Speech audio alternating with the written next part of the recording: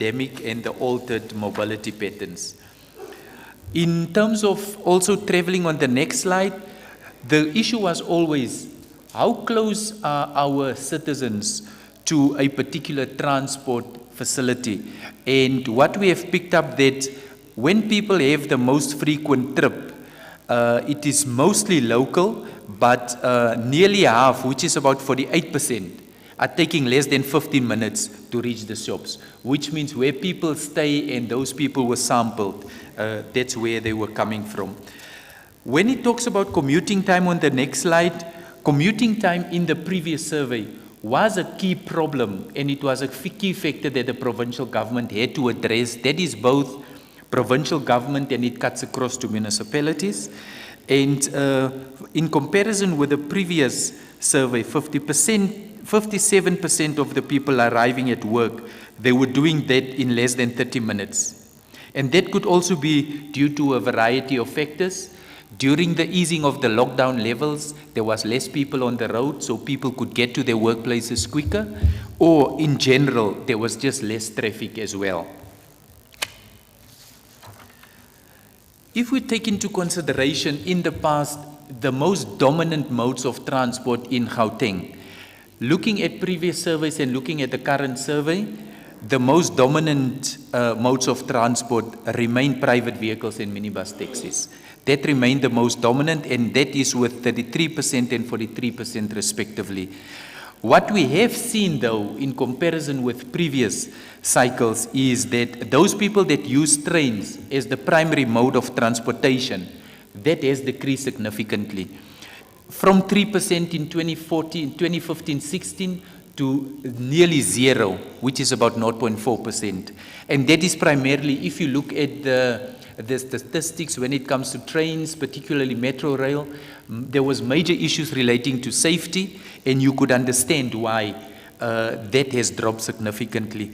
In other parts of the world, they also have cycling, but you do not have this in South Africa, and that is probably as a result of the barriers that we have, as cycling is not a mode of transportation, or primarily because of the long distances. On the quality of life survey findings, if we just want to go through it, some of the major things that we pick up is the perceived safety. And when residents are waiting for their public transportation, some of them say 79% they live within 10 minutes of a public transportation access point. And those that do wait for public transport, there is a perception that men feels a little bit more safe, whereas women do not feel safe. So both as a provincial government with municipalities, the safety needs to be improved, particularly when it comes to those that's using public transportation. And that is clearly reflected on the next slide, where we have between 75 and 74% of those people that do not feel safe. If we look at e-hailing on slide 34, just as a general comment, e-hailing in the past was perceived as a mode of transport that is expensive. But if you look at the results, some 24% of people indicated that they're making use of e-hailing services. So that means that as it was perceived as a mode of transport for the high-end section, it is not really, because people that has been surveyed are people in the lower income group that do make use of this mode of transport. Just focusing on some of the findings of the quality of life survey, what was dominant in this particular quality of life survey, that the trips that was undertaken, or the most frequent trip, was for shopping, but we also have to look at the issues of safety when it comes to the commuters. And whenever you have that situation where there is safety issues, you will automatically see a gradual drop in the number of people that is using transportation. It is evident when it comes to people using trains, where that has dropped significantly to about 0.4%. And on the next slide, it is clear that minibus taxis and private vehicles is the primary modes of transport that is used by all people. I think, Chairperson, as I've indicated, for the quality of life survey, I will stop on that part and proceed to the next part, but it is very useful to actually get a complete snapshot of what the quality of life survey aims to do, the kind of service delivery areas that they focus on, and what are the results. And you will often see that the results differ from municipality to municipality, and it often differ from survey to survey. It also depends on the timing of that particular survey. Then, Chair, on the next slide, we're talking about some of the indicators that was deferred to the next financial year. We have about 10 of the outputs that was deferred. Sorry to interrupt. I just want to check. We did ask if you wanted earphones to listen to the proceedings in the language of your choice. There were some that put their hands up. I just want to check, is there anybody else that would require headphones to be able to listen to the proceedings in the languages that I mentioned? Please raise your hands, and they will keep them up, and they will bring headphone pieces to you. All right. So if you want, just keep your hands up, sorry, and they'll bring the headphones to you. Sorry to interrupt. HOD, please proceed. Thank you, Chair. So, Chair, the question on the indicators that has been deferred, we have indicated those indicators. It does not mean, Chair, that there was no work done. We just had to assess the work that needed to be done and whether we are at a state of readiness to achieve those targets. So there was about 10 of those targets. It is reflected on page 38 and page 39. Some of them relates to the surface roads that needs to be rehabilitated, and some of them relates to some of the work that we need to do on the subsidized bus contracts, the electronically monitored bus fleet, but then also the Transport Management Center. We have briefed the committee where we are with that. We are quite fairly on track. And also the account-based ticketing system, which has been a major pronouncement, and the work on that particular areas is well underway. Chair, insofar as the development of a legally plan to deal with the bus contracts are concerned, whilst we can say that we are on track dealing with that, we are exploring alternative legal ways of ensuring the continued provision of the subsidized bus services. That is beyond the 31st of March 2023. But we also need to make sure, Chair, that we do comply with legislation. That is important. But we're putting all efforts on deck to make sure that by the 31st of March, we have a sustainable solution when it comes to those. On the next slide, which is slide 42, we're just making reference to the electronic monitoring of subsidized buses, and I can say, Chair, that currently the department is monitoring subsidized buses in Johannesburg and Tshwane, and that is done through the supervisory monitoring firms. Ekurhuleni and Sedibeng, those tender specifications has now been finalized. The process should start formally in the next month, but initially the tender was put on hold as a result of the AfriForum court judgment. And now that the provincial national treasury has exempted us and we could advertise because we have formally written to the Minister of Finance, we have been granted an exemption. We are proceeding with our tenders because we believe from an infrastructure perspective it's key for us that we finalize our tenders because it also has an impact on our job creation initiatives. Chair, there is a question on issues relating to revenue maximization. It's important to know that Treasury is putting the department at center stage to ensure that all the revenue needs to be collected.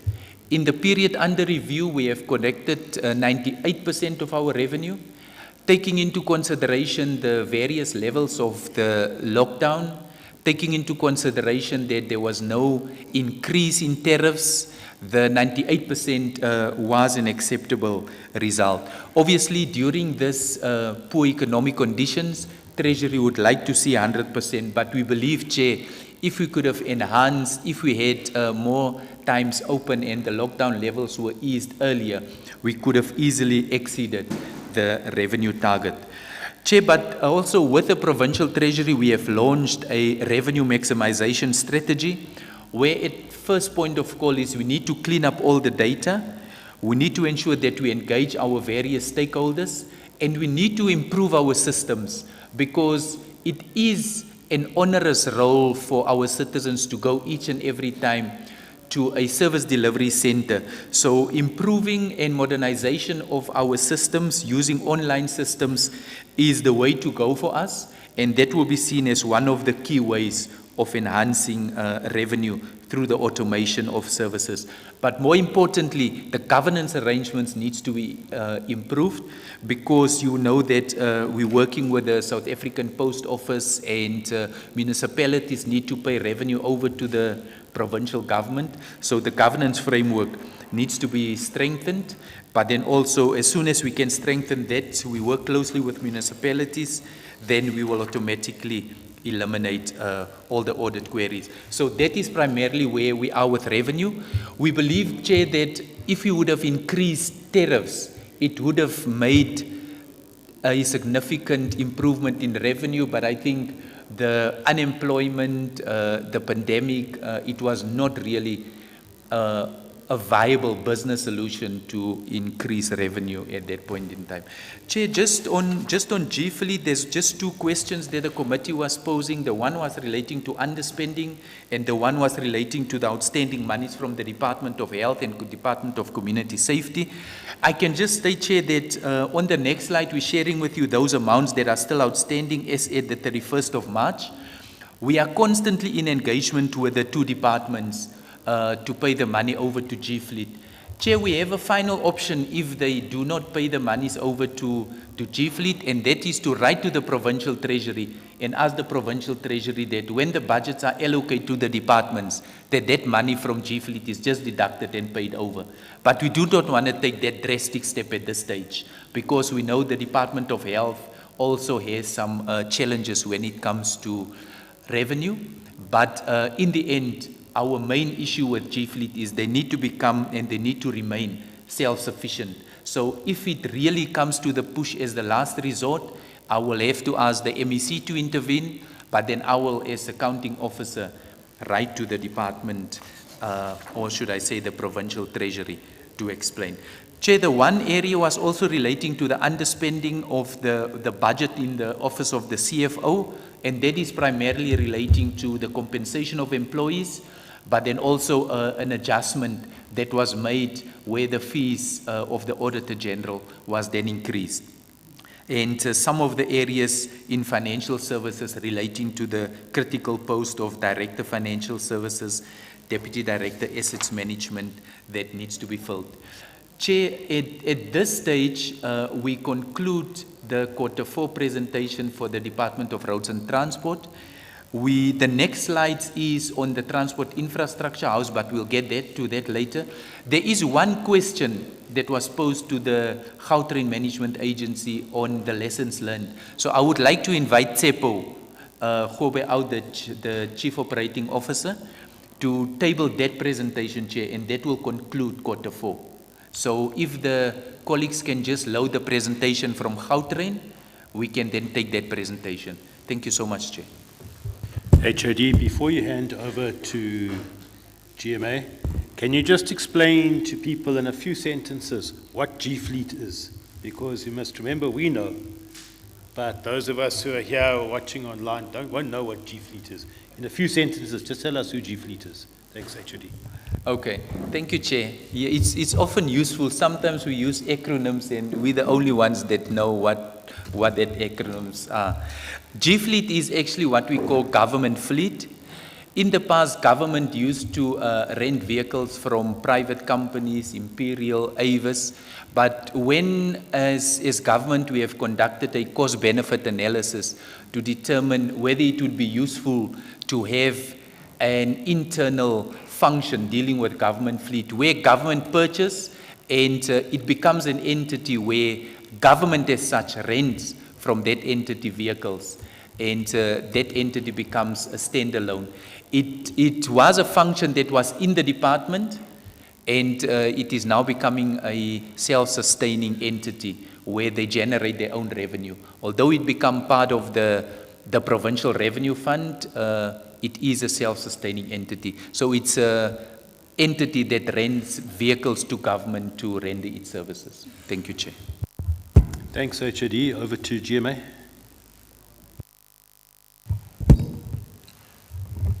Good morning, Chairperson of the committee and all members and the community at large. We were asked to give our thoughts on what are the lessons that we've learned during the pandemic and how are we going to apply that as a whole.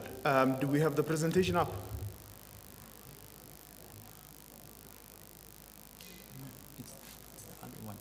Can I just check? I see it's quite a long presentation. It's not Not lengthy, long. sir. It's Okay. not lengthy. How much time do you need? About 10 minutes. 10 minutes. The last slide is actually the bit Starting where... now. Yes. That's fine. It's 22:30. We'll. Yes, a lot more of it is a background more than anything else. Super. Yes. Thanks, sir. I think while you're waiting for the presentation, you must proceed. Okay. All right, thank you. So if we could go to the next slide.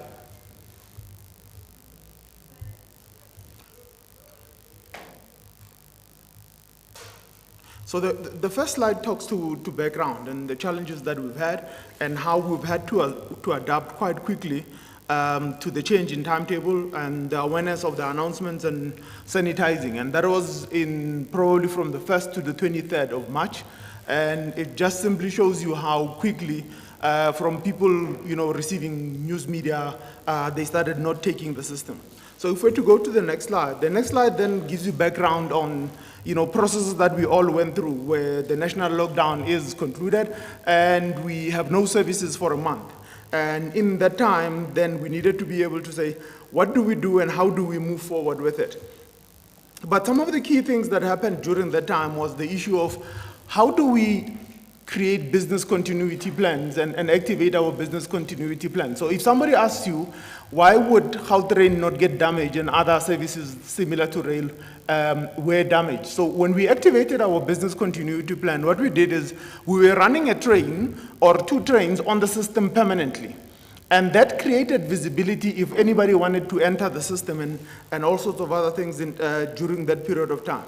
If we were to go to the next slide, which talks to the business continuity issues, then during that time, we also upped our security. And then when we upped our security, that meant that we had not only the train that was running around, but physical security that walked around.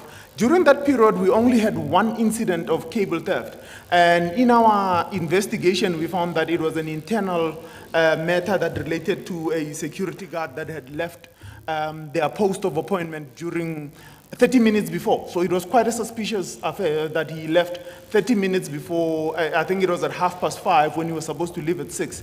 And we investigated that and eventually the company had to take responsibility for that. And we then gave them a penalty and that penalty meant that they had to provide us with more security without us paying them extra for it. Next slide, please. So in terms of the start of the recommendation, so what we did, one of the things that we did during that period of the first lockdown was us planning for reopening. And as we planned for reopening, it made it easier when we went from level 1 to level 2 for us to then say, well, from level 5 to then go and say, well, what is the services that we would need to put in place? And those services that we would need to put in place would be, do we have enough sanitizers? Do we have seats that have to be blocked out to be able to create social distancing?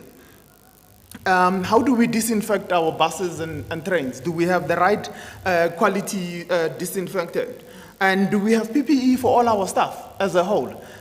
In a simple thing as, do we have branded masks that will reflect the Gautrain brand and everything else? And then ultimately we had to look at later on, do we reopen the airport service immediately or do we reopen it later? And we also looked and tried and tested a thermal scanning technology, and the thermal scanning technology was put up in Hatfield, and as time went and studies came up, it showed that it was effective, but not as effective as you actually taking somebody's temperature at close range. So eventually the idea was abandoned. Next slide, please. Now, what you're looking at is measures that, what do they call it, that we would have taken on board after all of that planning. On the first slide, you can see the areas where people would stand for them to queue to get through our gate. The next set of pictures show you seats that have been blocked out. And in addition to that, the lower picture shows you that we also implemented additional cleaning in the trains. And that additional cleaning was important beyond it just being an issue of making sure that the train is clean. It's also the visibility that you need. People feel better when they can see that when the train arrives at its end stations, it gets wiped down completely. And we had people wiping down the entire station permanently. Those are some of the services that we've, what do they call it, that we've remained with them intact. In addition to that, we took time to not only put up sanitizers, and what you can see on the next picture is the actual thermal scanning that we put up. One of the key things that happens during lockdowns is that a lot of rail services go dark. And when you go dark is you don't communicate at all with your commuters. And we took that time to be able to say, well, how do we continuously communicate? So as you can see some of the messaging that we started before we actually reopened, masking it as a habit, sanitize and mobilize, and do not be afraid to lose touch. And we were taking care of, what do they call it, of things that we had implemented before. And then talking to people to be able to make sure that the social distance was an important issue to us. Now, we could have done all of that and just simply said, well, that's what we've learned. But we had to ask the questions on what had everybody else around the world learned. And in that matter, what we did is we then said, let's call the World Bank and engage with the Imperial School of Economics in London. They have a transport division there, and we have contacts with them. And they brought on what is the lessons learned around the globe. And if you never learn anything from this slide, the slide simply says 12 to 15% of the people that took transit and will take transit in the coming years will not be returning to public transport. 70% of, what do they call it, of commuters, as the HOD has shown in the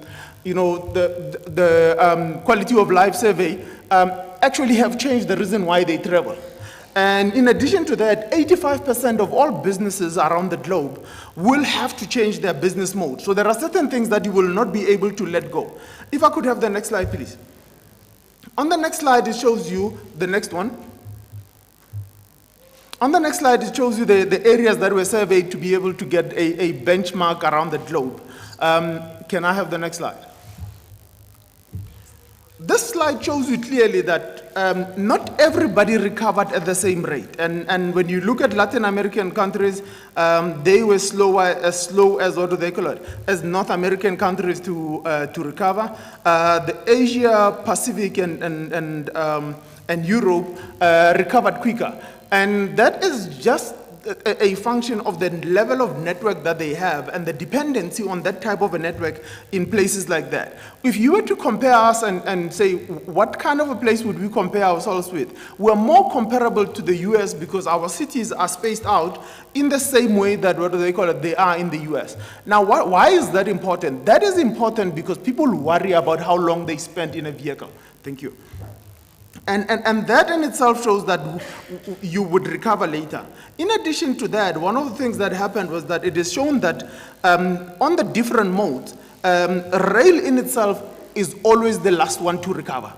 And the rest of the mode, bus, light rail, and suburban rail, and metros recover earlier, but overall rail recovers later. And it lags behind by 20 to 30%. Can we continue with the slides? And post that slide, you can be able to see clearly how we compare as the Gautrain as a whole. You can see that the midi buses recovered quicker, the buses were next, and at the top, the rail was the one that was lagging behind. Can we continue with the slide? In terms of what do they call it, the international trends in metros, is that more off-peak travel is now there. The peak has flattened all around. Ticketing in itself needs to change, and less people are buying season tickets. The season tickets are your monthlies, and they rely more on your pay-as-you-goes and everything else. Central business district travel has been reduced, and then there are much more younger travelers than we had before, and that is the same reflection on the Gautrain. Can we continue with the slides? So on the next slide, you see what international countries implemented in terms of sanitization. MTR went straight out and started using robotics for the sanitizing of their trains at the end station.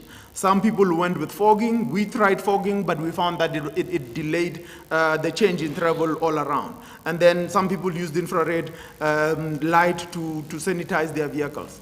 The next slide shows the different bits and pieces of how the different companies use their marketing as a whole to be able to drive messages with what do they call it, with the system as in itself.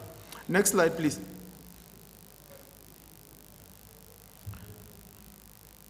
So the next slide shows you that everywhere, everybody started off with trying to get essential travelers to travel first. And the blockades of people who are non-essential for traveling during that period was similar to ours. In addition to that, they took the same measures that we took. So we were not far off from international countries in terms of blocking out seats, marking out areas where to walk, and different metros also started developing messaging on how they could actually bring the messaging across. Next slide, please. Now, one of the key things that we've learned here is the issue of overcrowding management. And when you're talking about overcrowding management, during lockdown, it was more social distancing management. And a lot of systems implemented an app that showed that you are able to say, when do I want to travel? And during that time, the app can tell you, no, those trains are full, or should you take an earlier train or take a later train, you'll actually be in a more social distance space. Next slide. And we implemented the same thing. Can we go on to the next slide after? So what you're seeing on this slide is the trends in and around Gautrain travel and how we matched it with what do they call it, with what time people arrive in the stations. Next slide. And through that, we've actually develop an app that shows you when can you travel and how can you travel, and it's based on 3 clicks. You say, I want to travel at this time, and it either tells you no capacity and gives you 3 alternatives, and out of those 3 alternatives, it tells you what the next train is. Continue. Can we go to the next slide, to the last slide? I think that will be much more useful as what do they call it, as the overall decision making.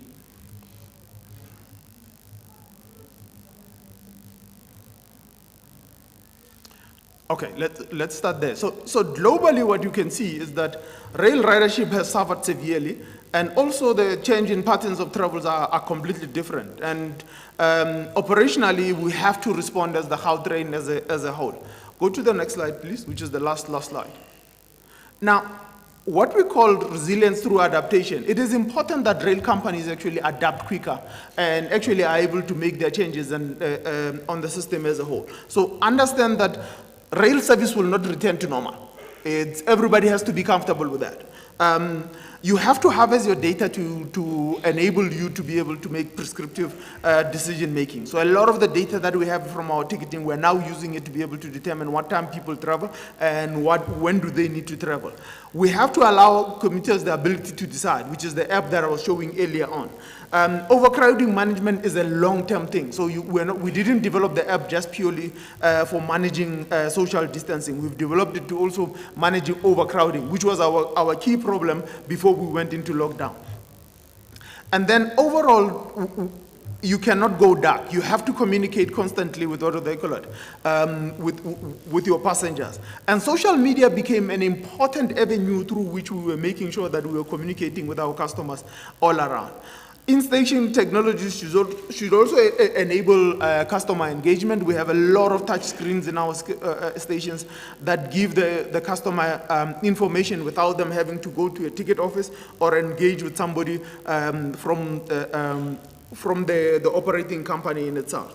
And overall, what this says, it says we have to change our operating model, and we've done exactly that. And we are aligned with global best practice overall. And with that, we are happy, because when we engaged with the study and asking the question was, are we the best because nobody else is doing what we're doing, or are we the best because we can compare globally? And we are comfortable, Chair, to say that we are the best because we can compare globally. Thank you.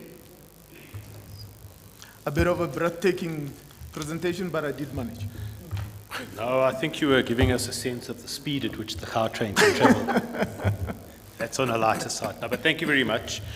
Honourable members, that's the presentations relating to the fourth quarter performance report of the department and its entities, and answering some of the questions that we had requested that they answer to us on. So let me check with honourable members if there's any further questions that you would want to ask, anything in terms of clarity around the replies given to us by the department, by GMA. Let me check with members.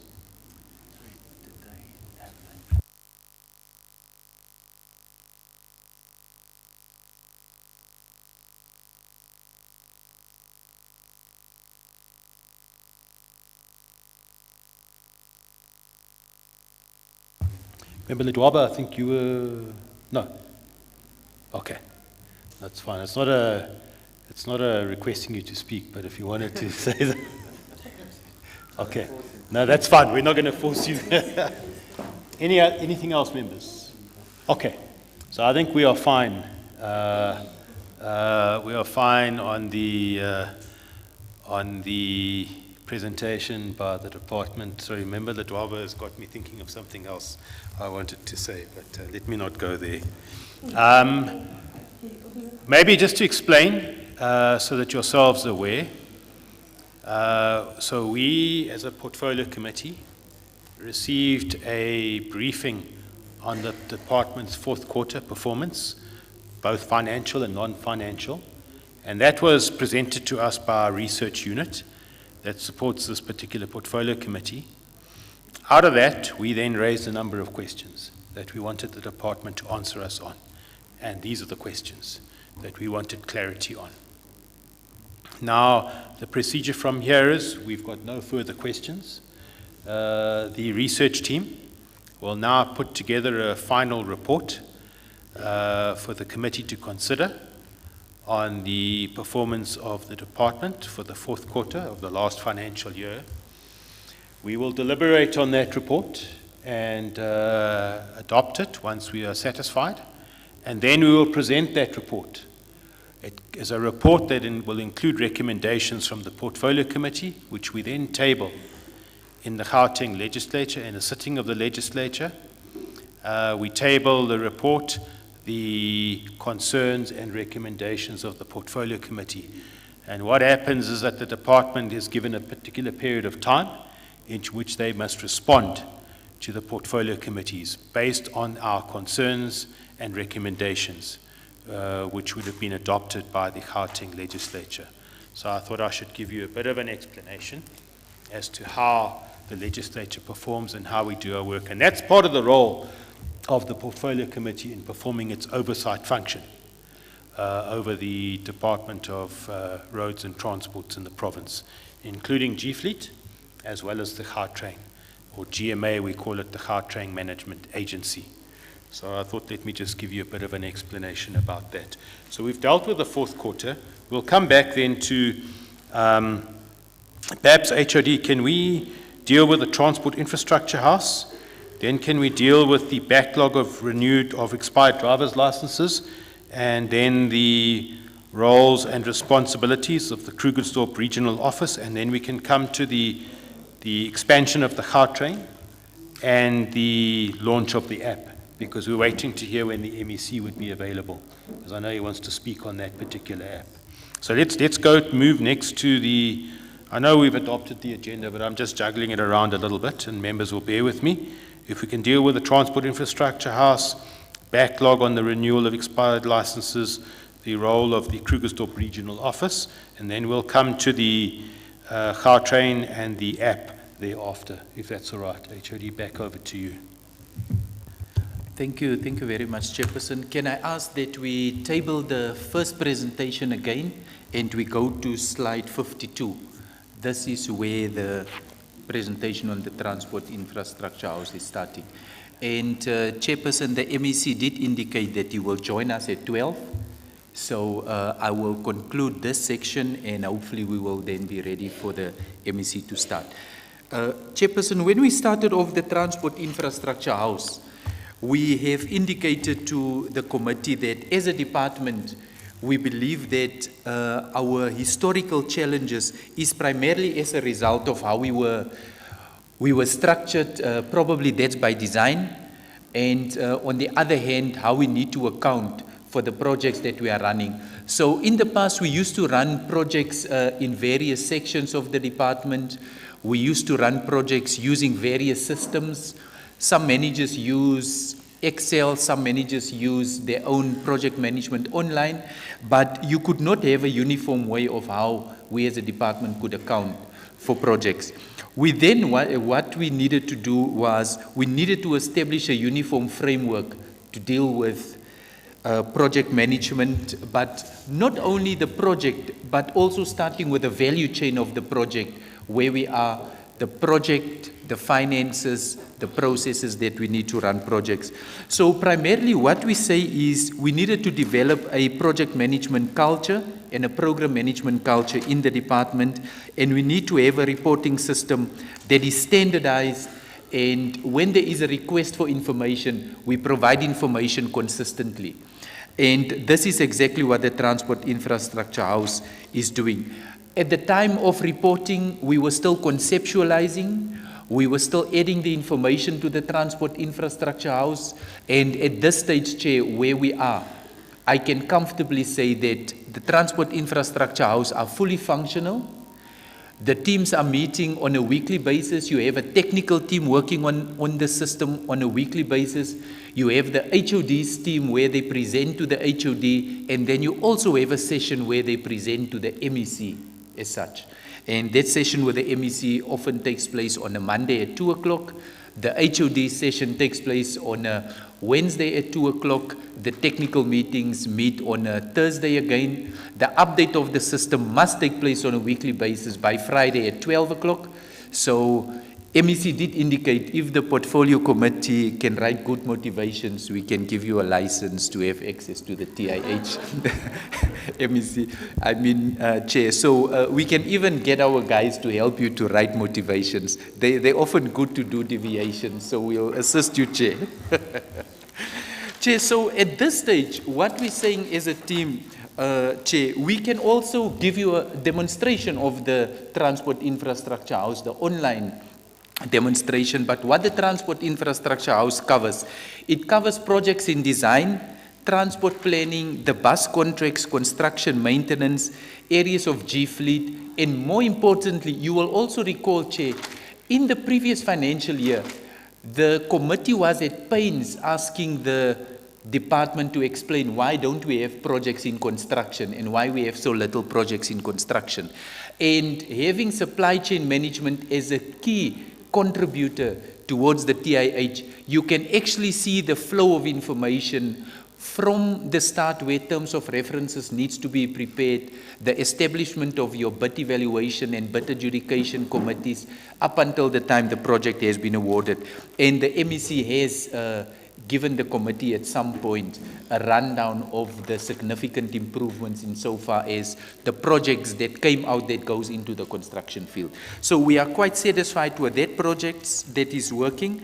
And if we're looking at some of the achievements, Chair, we're looking at a single book of projects. So if the legislature asks often questions on projects, particularly this portfolio committee, it's no longer a question for the department to ask all the program managers to provide a progress report on construction projects. We just go through the TIH, all the information that's updated on a Friday, that is the information, that is the absolute update that can be shared with the committee. We can also pick up if there is inconsistencies. So we are saying that as a common way of reporting, there is a standardized template and we're tracking projects actively. Some of the key things that we have awarded is key 3 road maintenance tenders, that is the K31 in January, K101 and K73. And there's also some of the work that we are doing with the University of Pretoria, the dashboard that was launched. And as a department, we also needed to make sure that our internal systems are robust enough.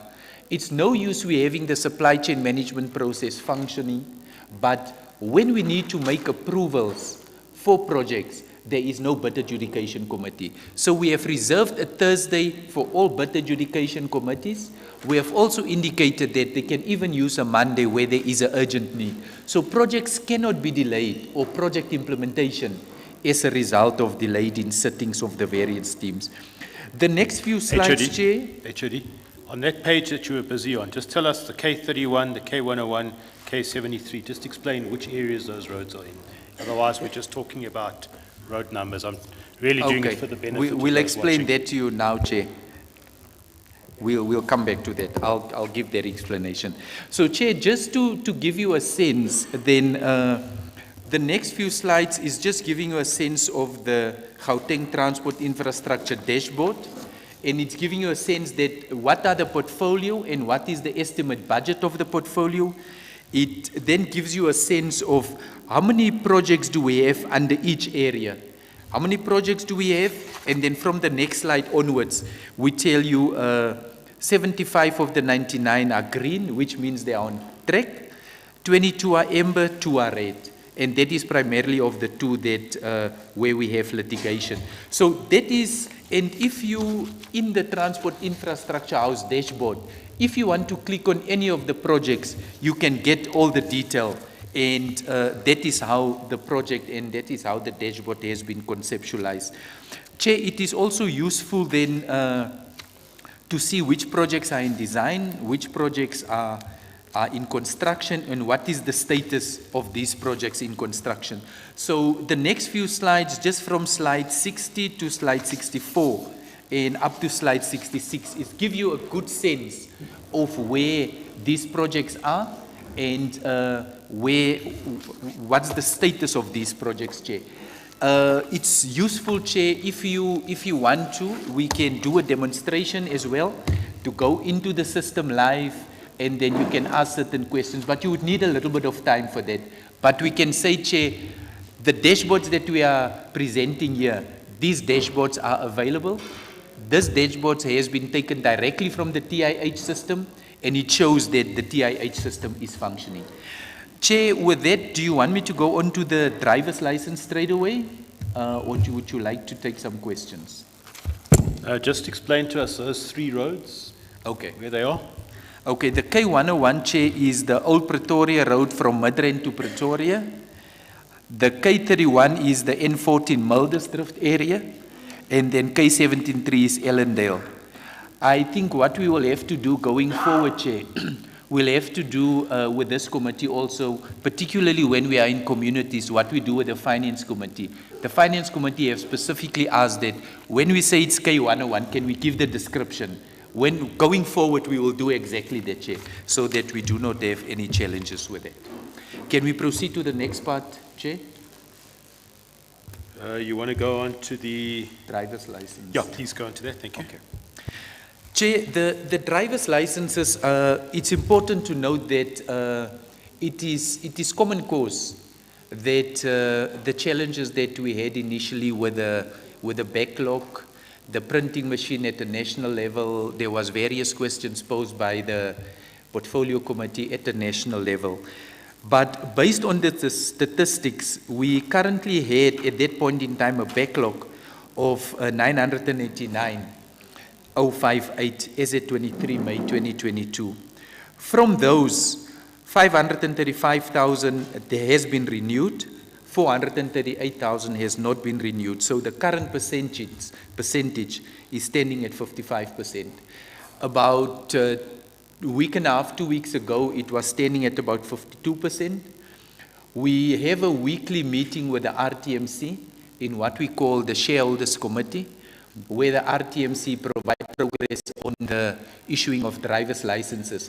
Gauteng accounts for the highest number, but then also Gauteng accounts for the highest number outstanding licenses that needs to be printed by the department. So on the next slide, you just see the comparison with other provinces, and you see with Gauteng, we are at 55% that has been done. But Chair, the results that we have here and the figures that you have here, you will see that from the previous page, there is a slight difference. That is because this is the backlog that's standing as at the 30th of May. The previous slide was at the 23rd of May. So we just want to share with you, it's actually taking quite long. Whilst the RTMC and the department have increased the printing of these driver's licenses on a weekly basis, there is some risks that is associated with it, and simply because there's still only one machine, and these are printed then at that particular level. On the next slide, we're just sharing with you the backlog in terms of age. Where those are is just some of the demographics that we thought we should share with committee. Chair, there was also various discussions at the shareholders committee, the department, various DLTCs, on how we plan to eradicate the backlog. One of the reasons for that was that there was slow printing, there was backlogs, there was challenges with printing, and we said, if the national department deals with that, how will the province and the DLTCs support the process of improving driver's license, the issuing and expanding the facility? So what we have done is, as agreed with the shareholders committee, the operating hours of all the driver's license testing centers has been extended. Some of them are working on Saturdays, and some of them are working extended hours on weekdays. But what I've also picked up, Chair, by the time the RTMC present the report on a Friday evening, the reports of the printing of driver's licenses does not commensurate with the amount of work that we are doing during the week. There is still a backlog. So even if we extend the working hours, even if we extend the number of agents working, the printing and actually processing of those cards at another level is taking much longer. We do have experienced challenges with municipalities as a result of funding, as a result of staff budgeting challenges, that they cannot consistently open up the DLTCs beyond working hours, but then also on Saturdays. The shareholders committee have asked if provinces are in a position to carry the cost of overtime, but we were not able to carry the cost of overtime. I think all the provinces have indicated that due to shrinking budgets as a result of compulsory budget cuts, it was not possible. But we as a department also want to do an analysis, Chair, to check that the amount of overtime that we have paid or are paying for our officials beyond current working hours and Saturday, does that amount of overtime adds value to the number of driver's licenses that is renewed after hours? Or would it not be better just to make sure that we rather expedite the smart enrollment, but then also expedite the modernization of the system so that people can renew their driver's licenses from anywhere, and then you actually do not have that burden of paying overtime? So that is a current assessment that the department are doing. But whilst the working hours has been extended, on the next few slides, we have also had the DLTCs opened by the RTMC that is operating 7 days. We also have the DLTCs opening by Gautrain that is working Saturdays 9 to 3, but then also weekdays 8 to 5. There is also other municipalities that have increased their capacity with establishing of additional DLTCs, such as the Tembisa one. RTMC is establishing a new one at Waterfall Park. City of Tshwane has established Rayton, and then the GMA will also be establishing a further two. So that intervention to increase capacity is there. But I think the biggest challenge, Chair, is the system that we are using. When the RTMC needs to repair, they come and repair. The technician is hardly half an hour gone, the system is malfunctioning again. So that's one of the biggest problems. So the issue of smart enrollment, we have made it clear to the RTMC and the DLCA that Gauteng needs to be prioritized. And we had that engagements with the MEC, and the MEC is fully on board, and the MEC is putting our position forward at the national level as well. So for us, that is absolutely critical to move towards that. And then obviously, Chair, you will see on the next slide, we're just sharing with you the expansion of the service centers at Gautrain, but then also the Midrand one, where we are. And on the next slide, the issue of Mabopane and then also Garankuwa, and with the city of Joburg dealing with Diepsloot and also the mobile unit. So those are the things that we are doing. But the last slide on slide 77 is capturing the critical problems that we're currently having. The number of technicians that you have that is servicing the DLTCs, often that person is about 2 hours away from the DLTC. So you literally have people waiting for 2 hours before a technician can come on board to fix the LEUs. And by the time the person leaves, it's functioning for 30 minutes. What do? You have online people, you have walk-ins. That same amount of people, if you turn them away, they will have to come tomorrow. So you're literally sitting with double the people at one DLTC. That is a serious problem for us. Chair, we have engaged with the municipalities, particularly our metros. So when the systems are being modernized, we want to look at our own DLTCs and we want to look at those metros that are ready to accommodate us so that we can improve service delivery to our citizens. That is key for us. We believe, Chair, the more people that we can get to renew their driver's licenses online and from the comfort of their own homes, the better for all of us. In fact, that is one of our major revenue generation strategies, so that people, they have ease of doing business with the state. Chair, the next presentation deals with the Krugersdorp regional office, just as you've indicated. Maybe let's just check, because I got a message from the MEC that he would be able to join us at 12. Sorry, Stone, just to check, is the MEC online with us now? Not yet, okay, that's fine. Then let's carry on with the presentation that you're going to do.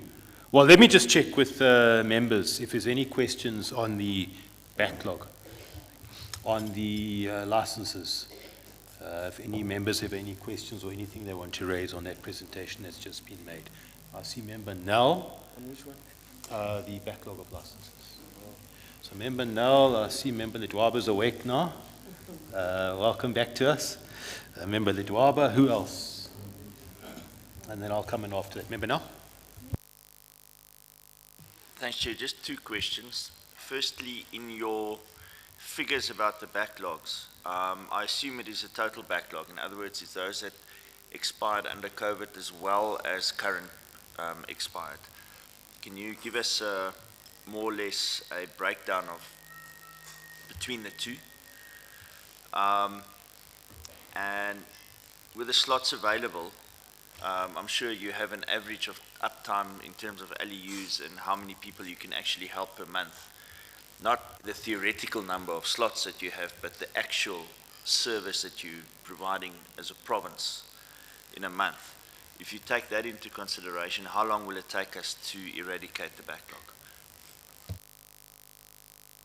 Member Ledwaba? Thanks, Chair. Let me, Chair, because they made two presentations. Can I start with the TIH one? And then I'll come to the license one. Yeah, that's fine. And if anybody else has got questions on the Transport Infrastructure House, Okay. we can. But Do you have Member Nell? Yeah. Okay. Hold on, Member Ledwaba. Can I let Member Nell ask what he wants to ask on the TIH, and then anybody else on the TIH? Sorry, thank you, Chair. So to whom is the dashboard accessible is my first question. And then secondly, in terms of your TIH reports, I think what we require actually is the list of projects that's in the estimates of capital expenditure book is what you obviously committed to for the year. And I think we need a report on a regular basis when you do your TIH reports, is that list needs to be listed and the progress on each of those projects need actually to be provided to us. Other question that I have, I suppose we should have asked this under the budget, but it seems to me there's there's a difference between your APP and the projects listed under the ECE in terms of budget allocation. Can you just put my mind at ease and just confirm that the two actually are the same in terms of capital projects? Member Ledwaba, and then after that, Member Mabunda. Member Ledwaba. Thanks, Chair. I just wanted to know, Chair, from the red projects, like K54, K69, including now R554, the abandoned one,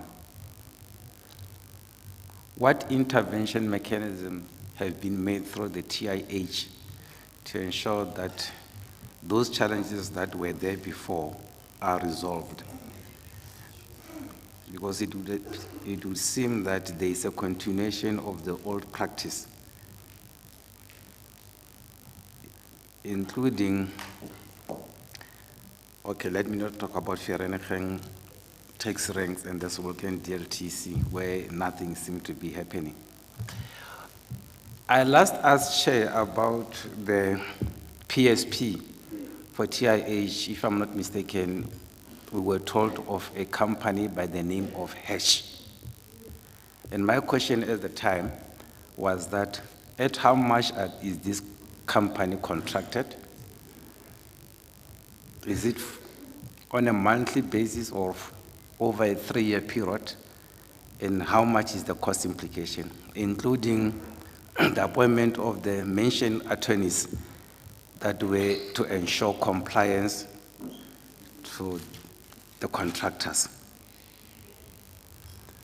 On the DLTCs, I just wanted to find out as to how far are the negotiations with the, what do you call these companies that provide service to, with the driving schools. You remember the the problem that you had in February when they put in, RMTSC put in those new modules that caused a delay of more than a month. And we were told that there was an agreement that was entered with these companies that is meant to take place, and by June it will have been resolved. How far is that process?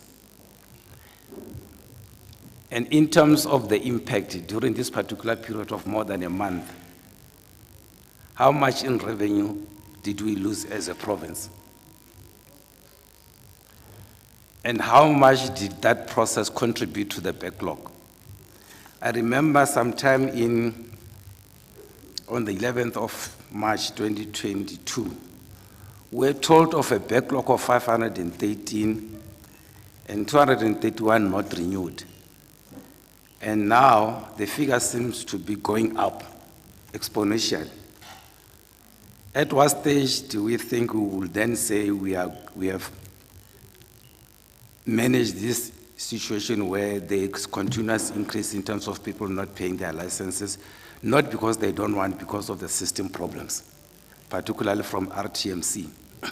With regard to the DLCA, remember we engaged and we were told that there will be engagement from your side. Has there been any meeting to that effect to deal with the challenges that I posed with the technicians and the equipment that they use, the LUs and the LCUs from DLCA side? And that impasse that you were told that there is no more clarity, there is no clarity as to who's responsible to do what from RTMC and DLC and including the department. Yeah, I think these are the questions that I have for now. Thank you very much. Thank you. Member Mabunda, do you want to come in?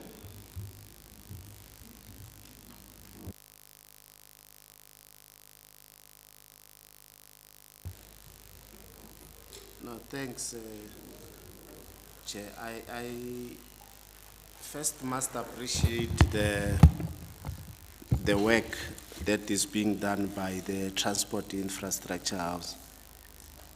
From the look and the presentation that we've so far received, they seem to be taking the department to a different direction where it was before. I, however, will ask the HOD just give me a clarity on one, the capacity that is that it's implementing or that is running the transport infrastructure house, whether internal or external. But if external, to what extent are we building the internal capacity that will take the department over a long-term implementation of what the TIH is currently doing? Because I don't think it's going to be sustainable to continuously have external capacity running the department. It might be costly, but depending on who is implementing this infrastructure house. But on the face of it and the presentations received so far, one must appreciate that the work done seems to be taking the department to a different direction. And it is my wish, HOD, that the design section of the transport infrastructure house at some point will be looking into designing monumental infrastructure across in the province, as it will be happening in other provinces. I mean, you have seen the Durban interchange or whatever it's called, the look of it. And in Gauteng, we seem to be stuck in the old way of designing infrastructure, except one in Johannesburg, the Nelson Mandela Bridge. But across the province, very little design have happened. And I think it's an opportunity for us to benefit out of that, particularly from this transport infrastructure house. And thirdly, and last one, with regards to the TIH, it's the dashboard. At least it gives an indication of the infrastructure bill that we have, and list the projects that will be implemented over the years. But one relating to what the Honorable Nell has said, can we at some point get a breakdown of the infrastructure that are going to be implemented in the current financial year, in the preceding year, or over the long term, so that at least we have an indication of which will be done when, and the cost to it, so that over a long term we know over 5 years at least this and this will have been achieved. But and I think out of what has been presented so far, the TIH seem to be in capacity to do that. Can I also ask one thing with regards to GMA? Yeah, the presentation at some point is saying ridership decreased as a result of the risk perception.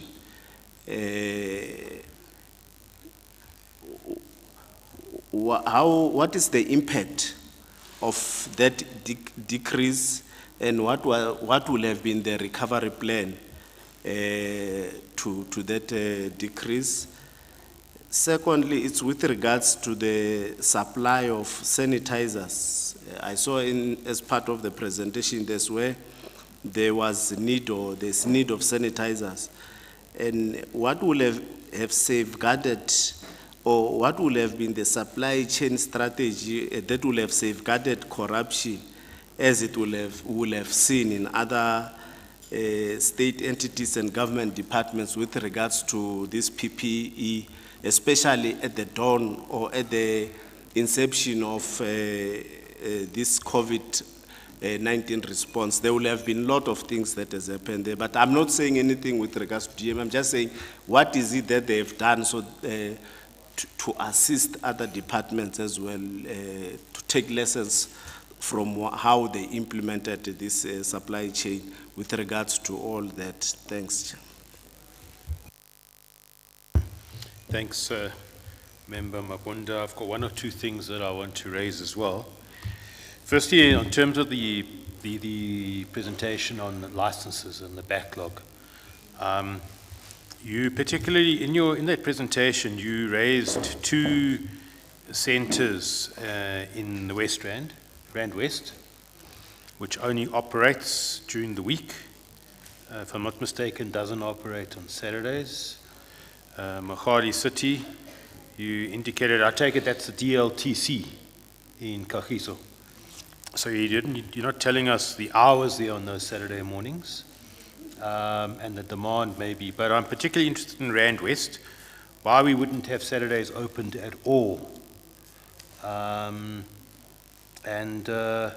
Does Rand West then cover Merafong as well? Is there a centre in Merafong? Because you're not talking about that, if there is.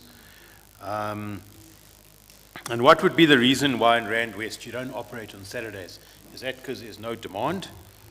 Or is that just because it's always been like that? And is it not advisable to consider opening up? You were talking about the issue of overtime. It's not our fault that there was a COVID-19 pandemic, and it's not the fault of drivers. So I think we should be careful.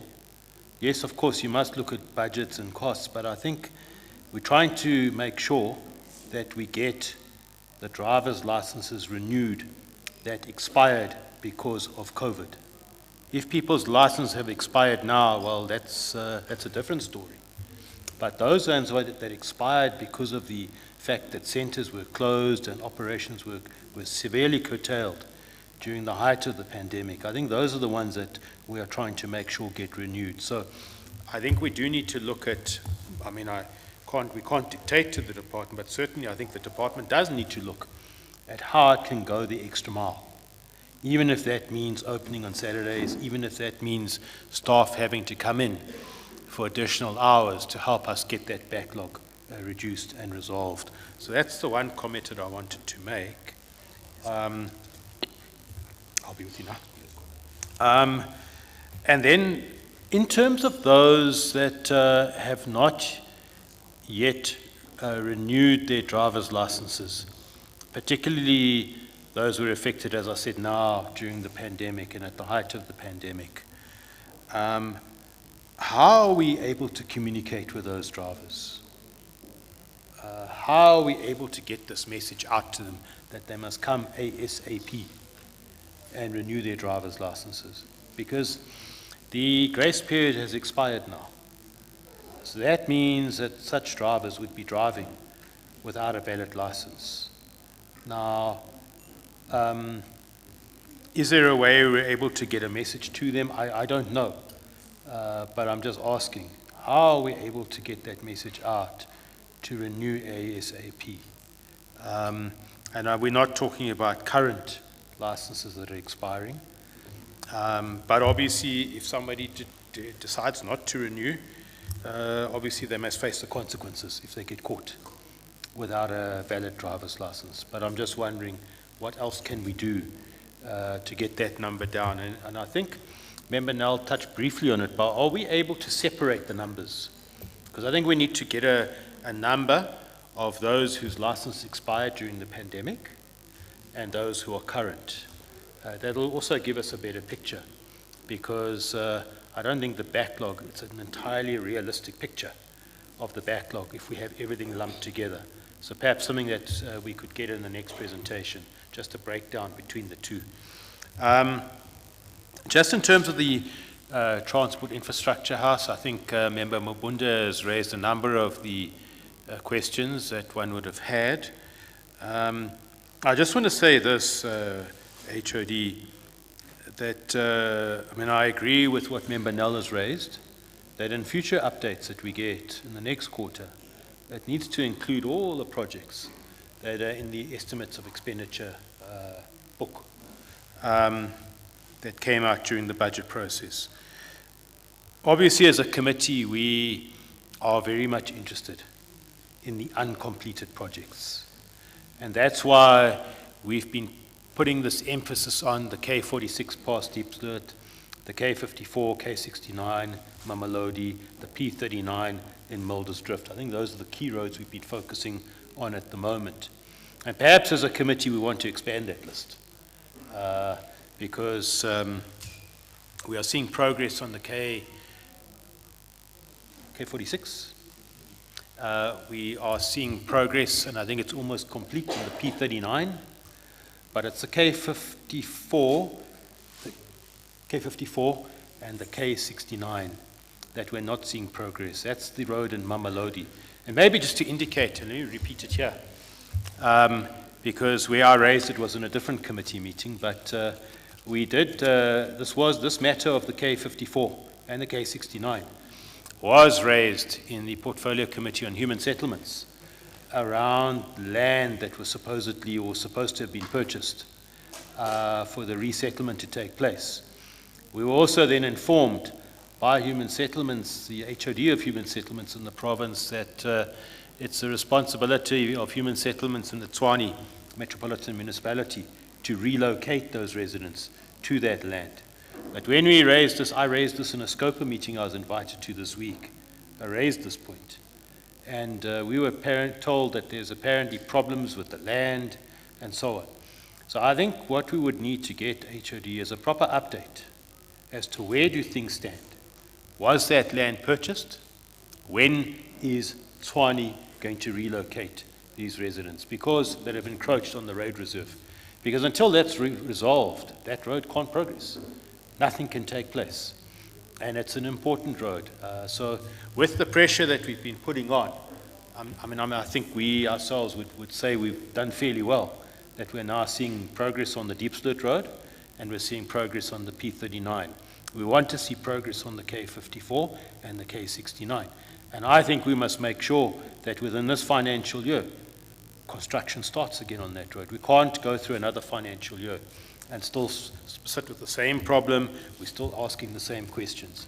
So I'm not sure if members would agree on that, but I think we do need to say that from the committee side, during this financial year, we need to see work starting on those two roads. And then as a committee, we'll have to identify other roads. Seeing as we're here in the West Rand today, we haven't been focusing on any roads in the West Rand except for the P39, which is a small section in Milders Drift. But perhaps we will have to have a look at that and see how do we focus on another road in the West Rand. Maybe just to indicate to those who are watching on social media and those who are in attendance here, it's part of our role as the Portfolio Committee to put pressure on the department and not to lift that pressure until we see progress being made. So let me give you an example. There's the P39 that runs off Beyers Nordier, just before the N14 highway. It starts there in Gwenya Glass Factory. Some of you will be familiar with that. And it runs all the way through to Deep Split, past Deep Split. And for quite a while, that road, the construction had stopped. And as a Portfolio Committee, we zoomed in onto that road. And we kept asking questions. We kept asking for updates and pushing to the point whereby I think with the pressure from the Portfolio Committee, we saw work resume. And the last update we got that there was about 10% of the road that still had to be completed. But most of it's been completed. So that's what we do as a Portfolio Committee. That's the kind of pressure we put on. That's our job as the legislature, to make sure, put pressure on, and make sure that what's been started is brought to completion. So I thought I would just indicate that. HOD, I think those are the questions. Let's hand back to you. Thanks. Chairperson, thank you very much. Chair, I'm going to respond to the questions, but maybe I must just invite my two DDGs to come on the stage if I miss something that they can just respond to. Chair, the first few questions on the actual figures. The figures are provided to us on a weekly basis by RTMC. What we need to do, I have never seen a breakdown of the figures pre-COVID, those that expired during COVID, and so on. I've never seen that breakdown, but I think it's a useful question from Member Nell, and we should get that information. Often on a weekly basis, we report to the MEC as well, and there is times when the RTMC has system problems, and they are unable to provide us with information. But we do take that call, Chair, and we will get that information. Chair, my problem on the one end is the RTMC and the department, National Department, is expanding the printing of the driver's licenses. But at the last report, with Gauteng, that they've accounted for the biggest number of driver's licenses renewed, there was about 302,000 driver's licenses not printed. So it is a big problem for us. And as we are looking at better ways of utilizing the DLTCs and the overtime that we are working, we even may want to look at what are those high volume DLTCs, even expanding those hours further so that we can enhance and improve the efficiency of the driver's licenses. Chair, I am fully on board with what the committee requests, that we need to report on a regular basis on the list of projects, those that's on the ECE, and the projects in the APP, it is aligned. What you will find, probably because Treasury have not, they do not close the infrastructure pipeline. For instance, for us on Sebokeng and Vereniging, we still need to submit our business case, but for Vereniging we have. So if they gave us funding for that, whilst there's no funding now, they will regularize that in the budget adjustment in October. So if you look at it now, there might not be alignment, but the ECE and the APP needs to be aligned. Chair, when it comes to the projects that's red, the projects specifically those that has encroachments, the projects that has litigation, my principal view with the MEC is, Chair, that we're going through a formal tender process. We have property auditors that verifies every step of the way of the tender process. In the end, you get a litigated, you get a interdict for a particular road. It means the road, the works needs to stop. My view is, Chair, that when the supply chain management process has been finalized and the property audit do not reveal material non-compliance, we should defend that interdict. Because otherwise, we follow a complete process, money is there, there's an interdict, and we do not oppose it. I feel we should oppose that and defend the matter so that the roads can be finished. Otherwise, you will completely just sit with roads where it has been awarded, you will pay for downtime, but you can't finish the road. So a principal matter, and that's why the compliance office has been established, exactly for that.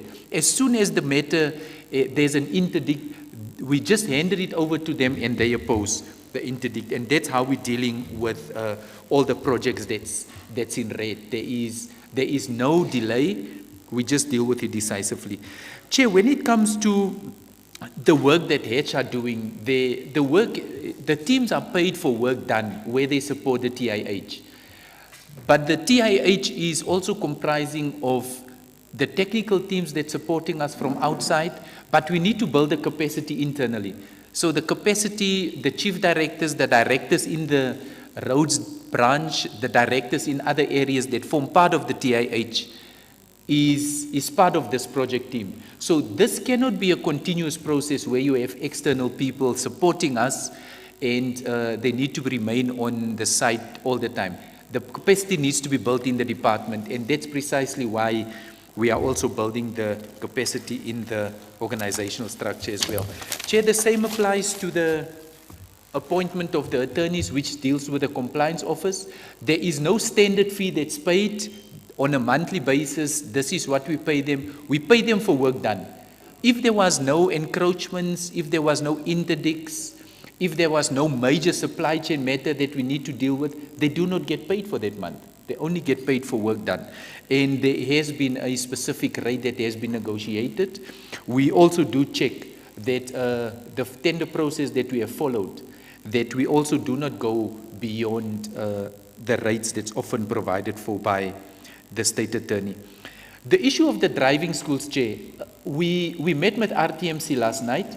We received the request from the National Driving Schools Association for a meeting because we had an interim solution of 6 months that we needed to conclude. The RTMC has indicated yesterday that they are ready for the testing of the interim solution on the 15th of June. And once it's tested, they should be in a position to deploy it by the end of the month, which means we will be well within the time period that has been agreed upon. So we have received letters from the attorneys and from the driving schools. We are meeting with them on Tuesday. At this stage, Chair, we can just state that there has been revenue lost as a result of that. We have not qualified that. But if we look at the previous financial year, we have reached 98% of our revenue collection. We will obviously assess the targets of our revenue projections and the actual revenue collected at the end of the first quarter. Chair, in terms of the DLCA, I have serious concerns about that, and that was one of the meetings that we had yesterday with the DLCA. When we need to deploy smart enrollment in our DLTCs, we're opening Gautrain, a few of them, we're expanding some of ours, we need to relook at Xavier Street. The smart enrollment system, there's a portion of that 79 rand that goes to the DLCA. There is absolutely no way that the DLCA and National can say that the province must purchase those smart enrollment. If we purchase it, Chair, we do not have the specifications, we do not have the service providers, and it's a mandate of the National Department of Transport. So the agreement yesterday was that they must implement the mandate, and by Monday they need to give us a formal letter indicating the position that it is a mandate of the DLCA. And both the chief financial officers of both DLCA and the RTMC was on board. So we're all talking the same language. I just think the meeting that the CEO had with the MEC is something that we just need to clarify. But we are all on board that they need to deal with it on their own pace. Chair, we believe when it comes to the TIH, design needs to be at the center stage. My concern is always that once I have 10 projects in design, like you have seen on the TIH, my next question to the designers is, when are these projects coming into the supply chain management and the construction phase? Because we need to budget for it. It can't remain in design all the time.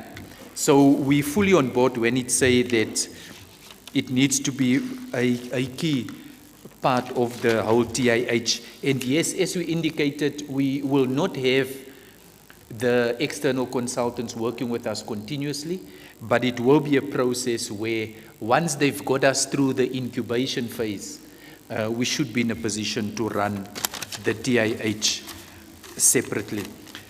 Chair, when it comes to the municipalities in terms of the working hours have applied that very inconsistently. Those municipalities that has the capacity in terms of staff at the various DLTCs, they do expand and they do increase their operating hours. But with Randwest, they have not given any information. There is no extension. But the main issue there is obviously the issue of revenue. But also, Chair, there is another critical matter that we plan to deal with somewhere around the 25th of June. And that relates to the revenue split when it comes to what the departments take and what the municipalities take. Currently, there's a 80-20 split. The municipalities feel it's not sustainable.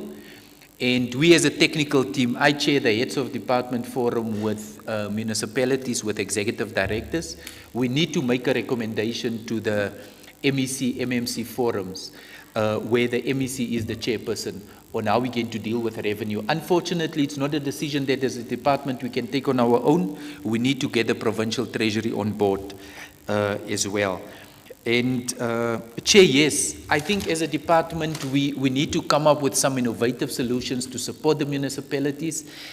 I was thinking more that we should identify some of those high volume DLTCs and even expand it beyond the current hours and then communicate and market.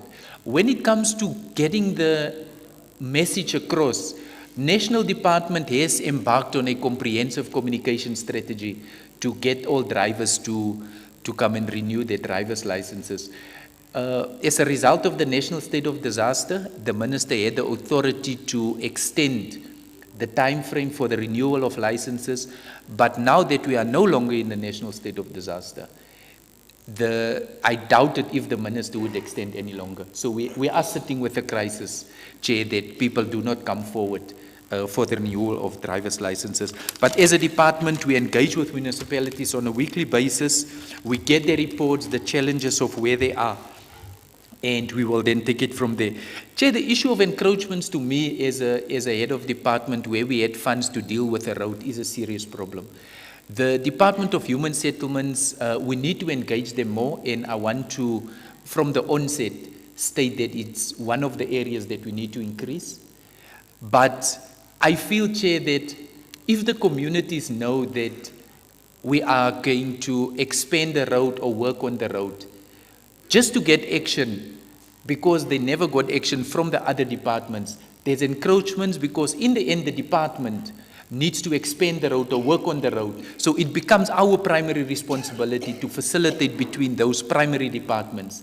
But I believe as a department, the way we have expanded our social facilitation, it's, we need to expand our work in other departments from an intergovernmental relations perspective. We'll probably, as a key contributor to the MEC, MMC forums, invite the HOD of Human Settlements to those. Chair, I want to invite the Gautrain team to, Tsepo, maybe to respond to the Gautrain questions. And I don't know if I've missed anything from my side on the two DRGs, if they want to. I see they don't want to talk. They only want me to talk. So Chair, from now on, I'll leave the difficult questions to them. Member Mabunda, thank you very much, HOD. I just want to indicate that we will introduce the MEC just now. But can I give you, what, 5 minutes to respond? I won't take that long. Super. Thanks, sir. Yeah, so Member Mabunda, I'll start with your second question on supply chain. So what were the lessons that we learned during the time is that planning is important. So what we did during the month when nothing was happening and the country was completely closed, we didn't close our doors. So what we did is we planned to reopen. So what that allowed us to do is that it allowed us to understand how much sanitizer are you going to need at the start of the reopening. And when we went out to market with the concessionaire, we only went with the quantity that you needed for that. So we didn't go with a big procurement so that you end up in, what do they call it, in tens of millions of rands. And what that allowed us to do is then say to the concessionaire, you are going to use the GMA's rules for you to procure. So despite the fact that they are a private company, they were using the actual supply chain rules that we use as the GMA, the ones that have kept us out of trouble for the last 9 years. And that in itself was a key decision in the whole process. But fundamental to the entire thing, the CFO, as he sits there, he chairs the bid adjudication committee and supply chain reports to him. He said no emergency procurement. And that was fundamental in order to in decision making, because we had no procurement that was done as emergency procurement, and everything had to follow process as it was supposed to follow. So if there was anything to learn from from the whole PPE debacle, was the issue of going through and saying, well, this is emergency procurement and all of that. But it was done as emergency procurement because there was no planning. And had people spent the month when nothing was happening to be able to plan for reopening of the different places, that would have really, really helped. And I think that's in a nutshell that. And then the bigger procurement on sanitizers and masks was done on the regular procurement. We followed the rules as they're supposed to be followed, and nothing else was done as an emergency procurement. So the fundamentals are exactly that. In terms of the ridership as a whole, Chair, the ridership as a whole was in decline right before, in and around 2017. So at that point in time, we had already set up a committee and set up a project specifically comprising of both CEOs from both companies, from the concessionaires and ourselves, both chief operating officers, myself and the other gentleman on the other side, and the senior management of both companies to look at ridership as a whole. So what ended up happening as a probably what looked like pre-planning was that when COVID hit, then those projects that we had already started off in preparation for the initial decline due to overcrowding were then geared up to be able to work out the ridership during COVID. And those projects range from can we extend our midi buses to different new areas? Can we bring on bus routes and change them in such a way that the bus routes that don't act well and work well, can we change them to midi buses and move our buses to different areas where they work? The areas relating to security and all sorts of other things that are there, Chair. So there's a whole lot of projects that we manage through that committee. That is a whole list of projects that we refer to as Project Shift. And I'll leave it there, Chair. Thanks very much. We probably will go into a bit more detail in a different committee meeting maybe on the Gautrain matters when we engage on that again. But thanks very much for sharing with us some of the experiences.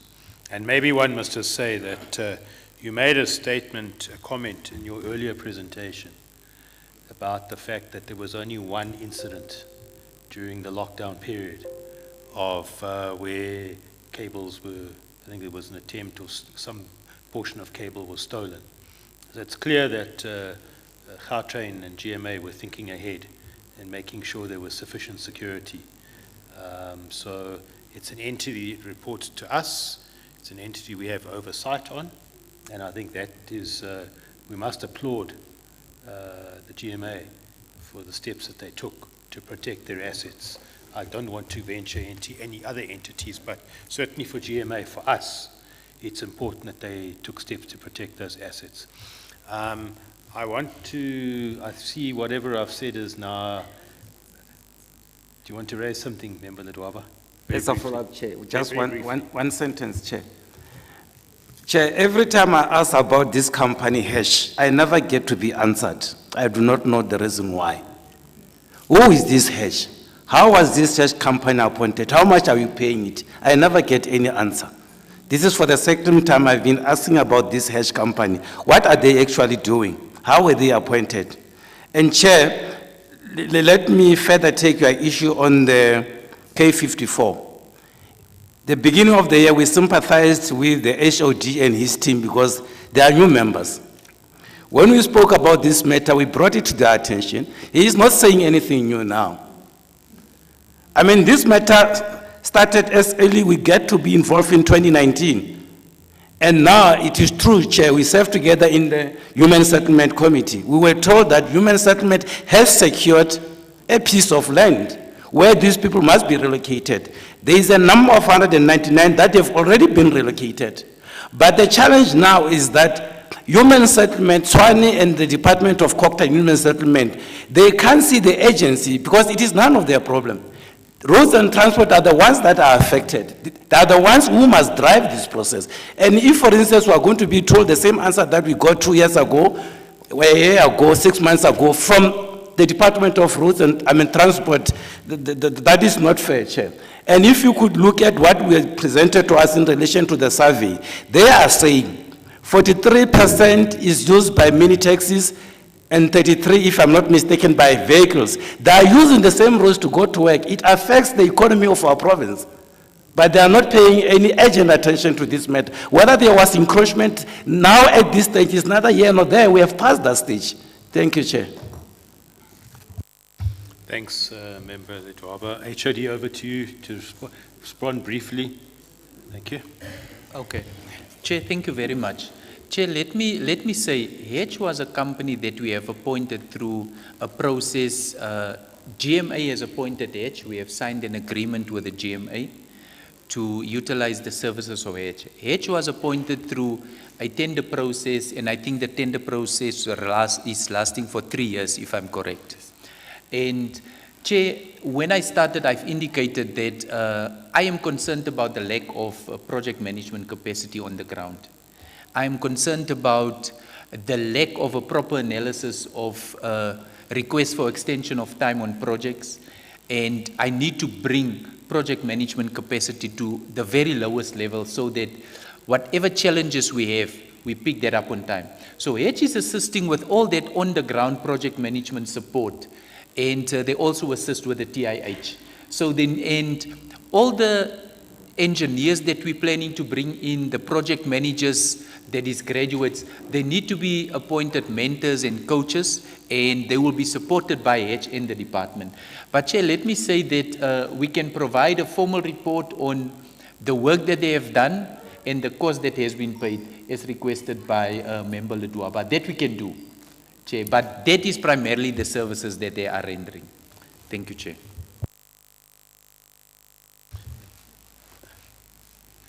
Member Mabunda, you want to raise something? Yeah, just a follow-up and clarify myself here.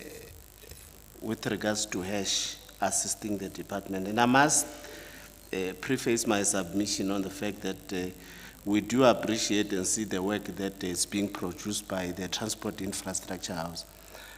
But I'm however concerned that are we HOD saying that HESH is now running the department in terms of providing technical support and project management? Actually, they are running the department, literally running the department, but because by your own admission, HOD, you are saying there's no technical capacity or project management capacity in the department. So everything now, it's run by HESH. Thanks. HOD, if you can respond on that, and what is it that's going to be done to ensure that the department runs the department, and the department runs the TIH and ensures it has the requisite capacity. Thanks. Okay. No, thank you, Chair. Chair, we do have a director that deals with construction. We do have a chief director in the department, and we do have staff. But that particular staff is not sufficient to deal with daily management of projects. So I needed to bring support in to support them whilst we are building the capacity in the department. Once we have gotten approval for the organizational structure, we're going to expand that capacity on project management significantly. So the support from HEDGE will not be there all the time. And Chair, they are not running the department, so they are not even sitting in the department. They provide support and they assist us with project management. They go to various projects, monitor the projects that's on site. Remember, Chair, one of the biggest problems that we have is the reports that you get and what is actually happening on the ground, to me, should be the same. So the reports the department and the staff provides on a Friday, we often verify. Like with vereniging, we needed to go and verify what is happening there. And the same applies to projects. That's why the information that currently appears on the TIH, I'm comfortable that it's a true reflection of what's happening on the ground. So it's not necessarily that you have HEDGE really with a team of officials sitting in the department. No, it's not that, Chair. We probably over the next few months will phase out HEDGE when it comes to the TIH, because we believe the incubation phase, the training, the capacity building of the teams, including the IT teams that will have to deal with it, has been done, and they will gradually be taking that over, Chair. Thanks. All right, as I conclude here, because we want to bring in the MEC, but HOD, you've just mentioned something that reminded me of a matter that we should have raised or had on this agenda.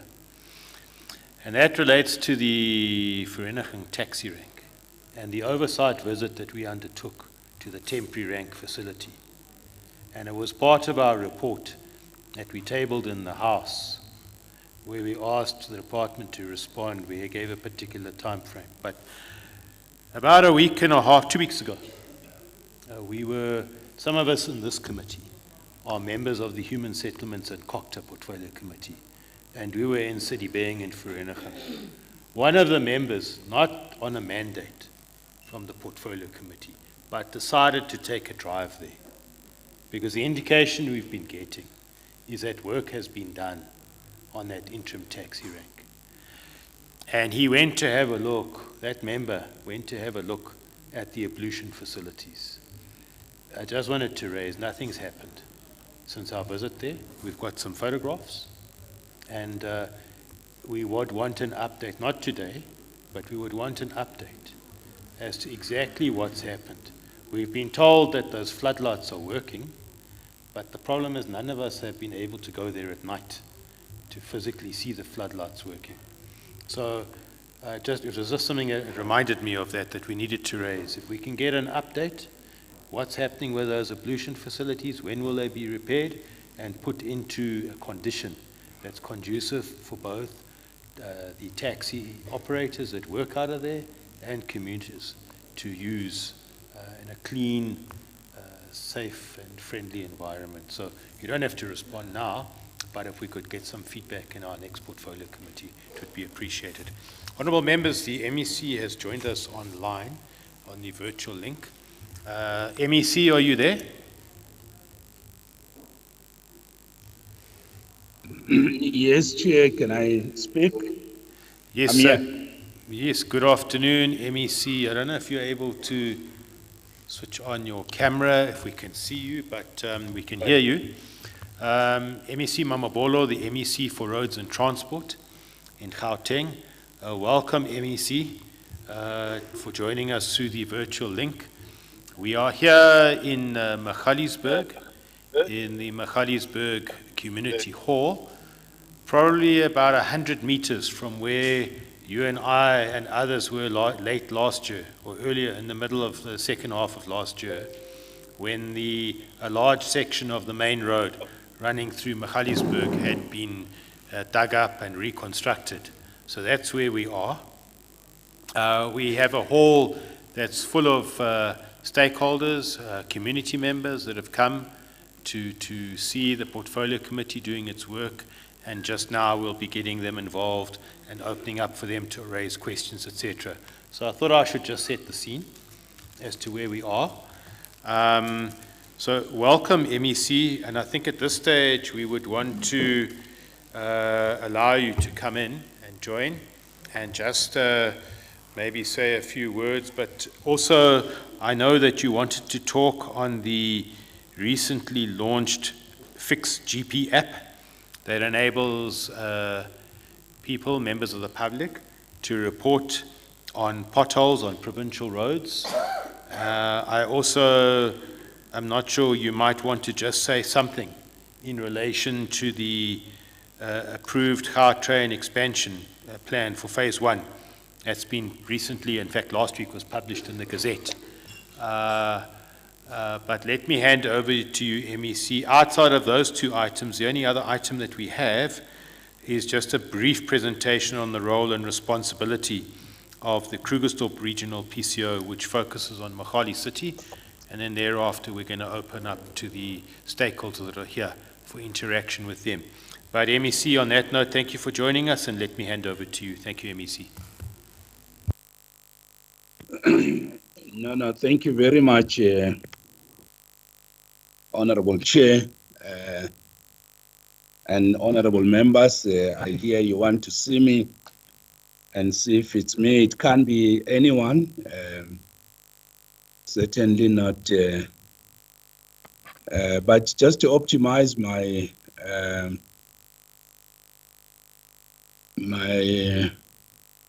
the quality of the connectivity, Chair, I would like to switch off to protect the connectivity. No, that's fine, MEC, no problem. Yeah, okay. So, Chair and honorable members, just once more the apology. I had to welcome and receive the Minister of Transport and that of Public Enterprises at the stakeholder engagement with rail policy, on rail policies. Chair, I'm hearing an echo back. I'm quite sure it's not on my side. I think if the Secretariat can attend to that. Now, Chair, I just want to say that I've had the opportunity to listen to the questions that have been raised by honorable members. And the responses that were given by the HOD and his team, the department. And I just want to start by saying, Chair, that and the matter on a pickup is the matter of the Transport Infrastructure House, in which we have asked GMA to help us, and they gave us through proper supply chain, and if there's any matter, it can be answered on supply chain processes to default. If there's a need for details of how this was done, advertised, evaluation appointed, this was done above board. Hatch is one of the leading consulting companies, engineering consulting firms in the country, and if members, I mean, it's a data available we can always get the profile of H and give you. Actually, we'll give you the profile of H. I think let me make this point that we will send the profile of H so that we don't have questions about who's H. We will give you the profile of H so that you know who they are. Secondly, if there are any doubts on whether this was advertised, what process was followed, we will ask a GMA to do us a report on that. We'll give it to you so that we don't cast aspersions on what was fairly a due process. And just because we have appointed a consulting company to help us, and then we start to, get an impression that perhaps we can't provide you with information that should, at a very early stage, dispel any sense of perhaps there was something wrong with the appointment of H. We will ask GMA to clarify that. For us, as long as we understand it, is that there's nothing about it except that it has been appointed to support us. The amounts of monies that have been paid, we can give you the amounts that have already been paid or that are being invoiced, and even what is our overall budget to bring Hatch in. Chair, I've appeared before this portfolio committee many times, and I think it will really be a travesty. It will be very sad if in this meeting today we want to go to a discussion about whether the department has got capacity to drive and deliver infrastructure or not. I can remind the members of the meetings where we have so repeatedly said we don't have registered professionals in the department of a number sufficient to drive infrastructure development. Those were the meeting we had. I remember one of them where the discussion took place about, I even gave numbers.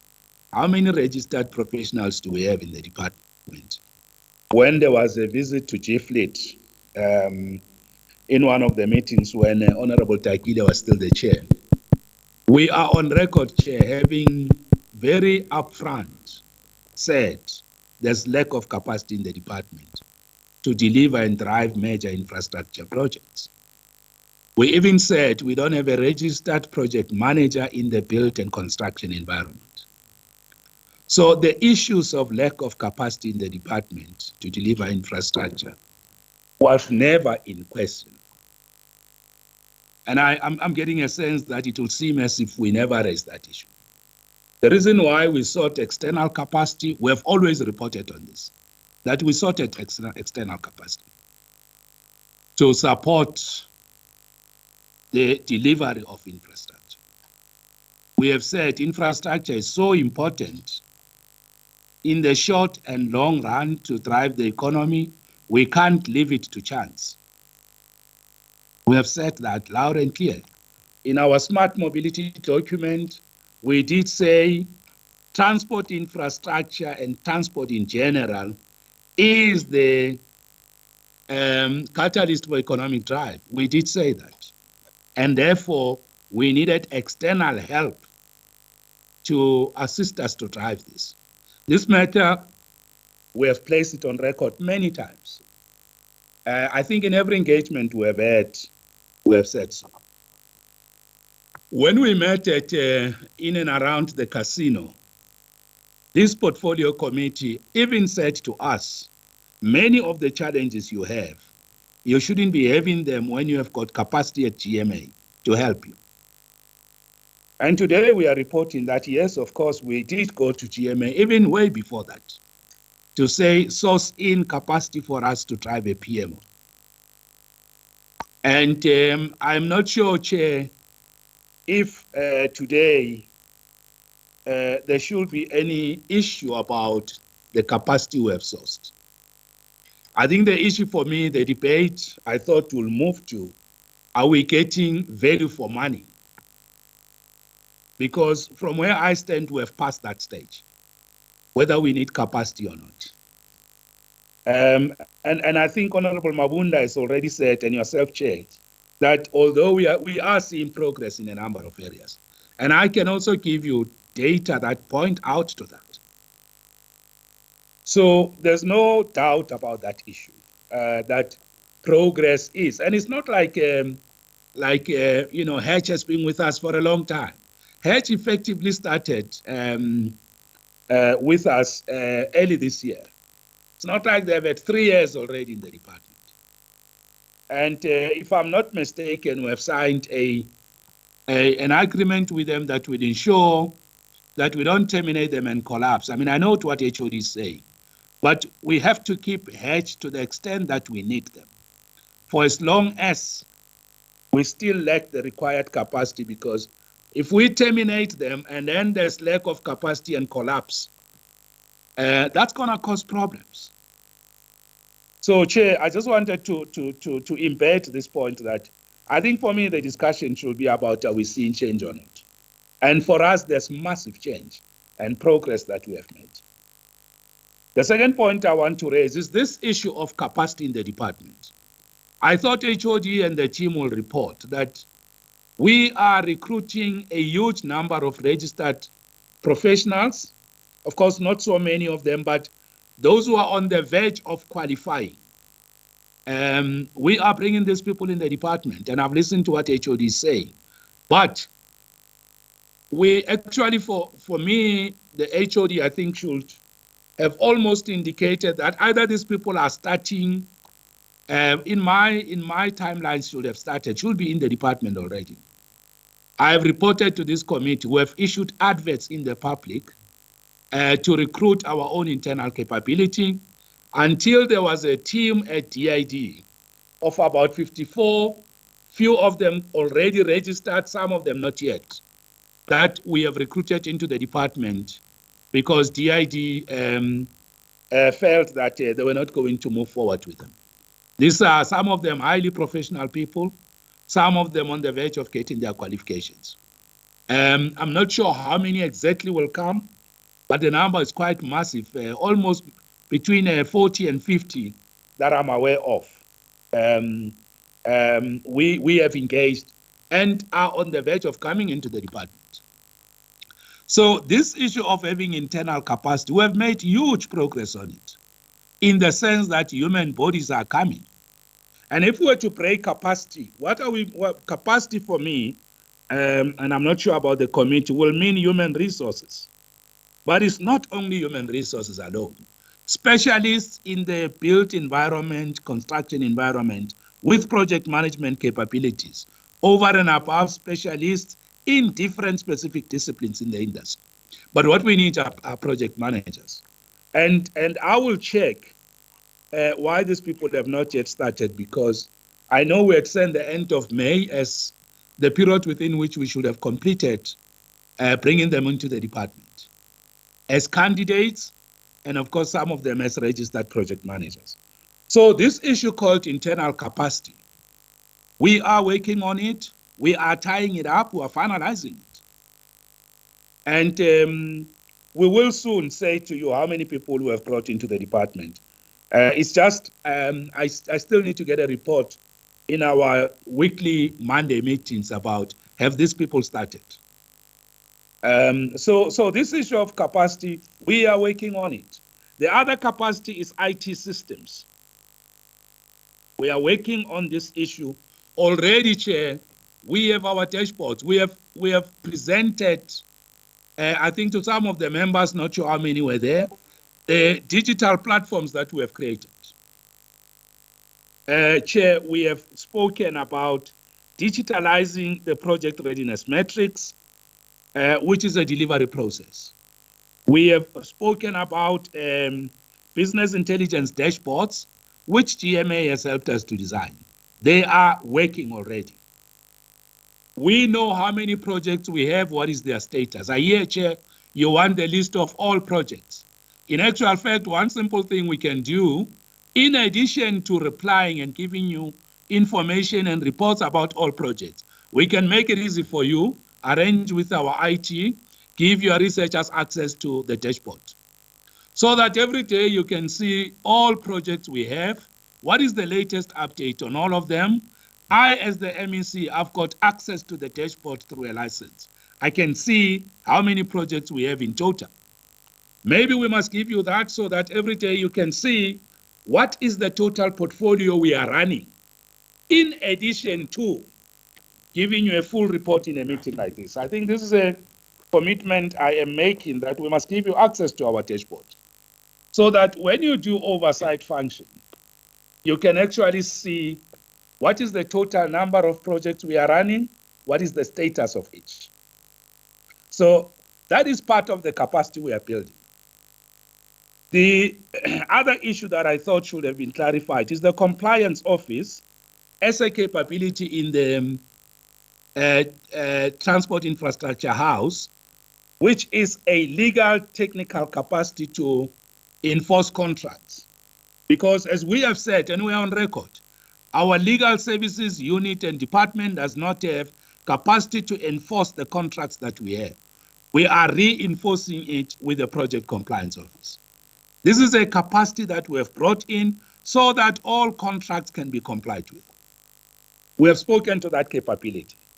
The other issue, Chair, I just want to raise about, so we are improving our HR, our delivery process, and our IT systems.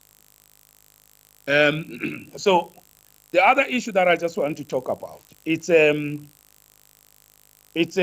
this issue that Hatch could be running the department. Chair, when you bring internal capacity into any department, and we are not the first to do this and will not be the last ones to do this, the principle is always partnership. External skills and capacity work with internal capabilities.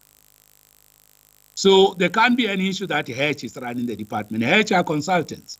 The rule on consultants is that they give professional advice, the department make decisions.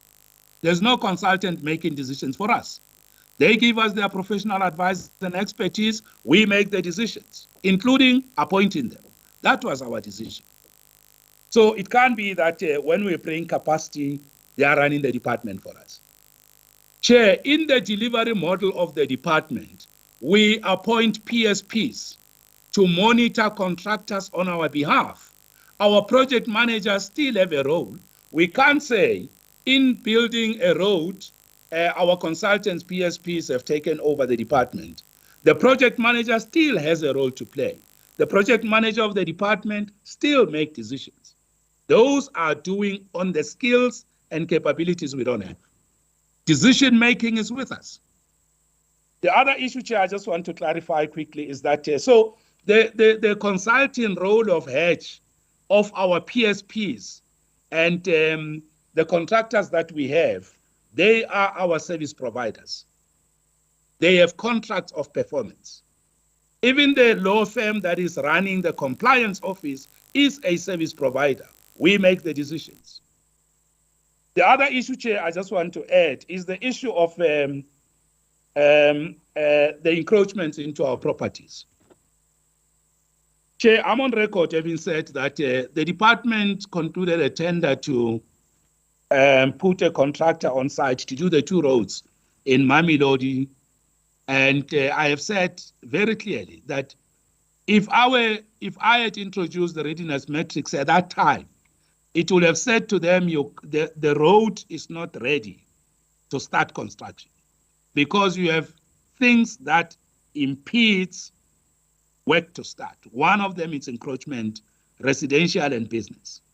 So, Chair, the point I just want to make on this is we have appointed, again, and this is not an obsession with law firms, because as you know, when you deal with encroachments, land invasion, we always source out external capacity to do that in all the departments, in all the municipalities, because our own officials, there are no structures in the department to deal with land invasions except coordination here and there.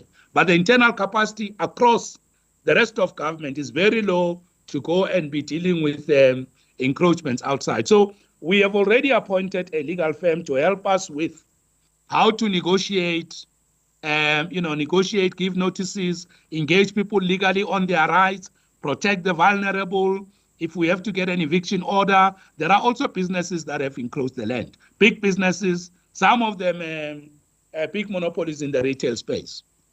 If we have to engage with them, we need legal capacity to do that. We have already appointed. I thought HOD and the team will talk to that. They are already on the ground dealing with the matter. And as we speak, Chair, that work is ongoing, and we have also issued a clear decision that we mustn't start work until we have dealt with encroachments. The land on the city of Tshwane, one of the things we should have explained to you was we tried to do to address the encroachments ourselves. But Treasury made it very clear. The Department of Roads and Transport, you are not a competent authority to deal with relocation of people. Give this task, and this task belongs to human settlement. We gave that task to human settlement. I think you have spoken, Chair, to the report you received about some of the challenges on the land. We have already appointed our compliance office, and this law firm, directed them, the law firm on encroachments, to follow up and find out where exactly is this issue of the land. The HOD has also committed to engage his counterpart in human settlement. We will also talk to the relevant department in the city of Tshwane to find out where this matter is. Just last week, we were talking about making sure that we get proper report. I raised this matter in Scopa, Chair. You were there in the meeting when I raised this issue in Scopa, that Treasury must also help us to track down the money that was transferred to human settlement. But Chair, we don't run human settlement. We are a department like human settlement. So we are not a big brother just because we gave them money.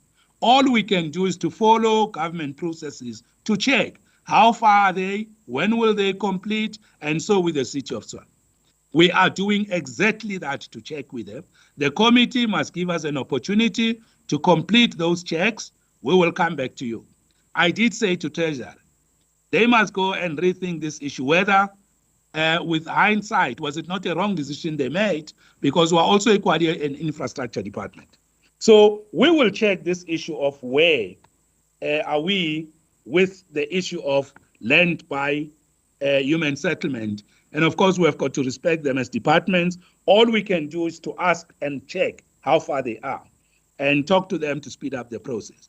Good point made, they don't feel the pressure. That's exactly why we said to Treasury, allow us to do this issue. And Treasury refused.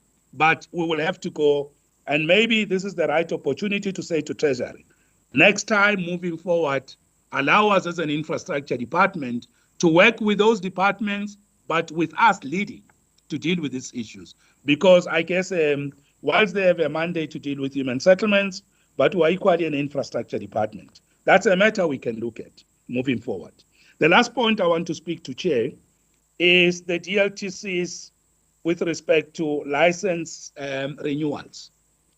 We have ran a very successful request a slot campaign. We went to media houses, both print and electronic. We campaign extensively for people to renew their traffic licenses. The issues about a breakdown of statistics, we will ask RTMC to do that. But the issue of the challenge that we have now that Minister has, and together with MECs in a MINMEC, we took a decision that the dispensation come to an end, and it has come to an end.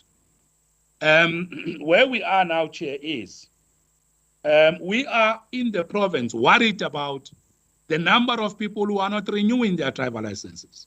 That number last time I checked, I think was almost more or less 150,000 people have not honored their bookings. They did not turn up at DLTCs. They did not pitch. And this is what worries us. We have invested too much money in public communication. And if the committee wants us to still go and make a call to people to do that, we will gladly honor that. But let it be very clear that the portfolio committee is saying to us, go and make calls, because the issue for us is we have platforms, we have advertised. The issue of I can't get a slot, Chair, is past us.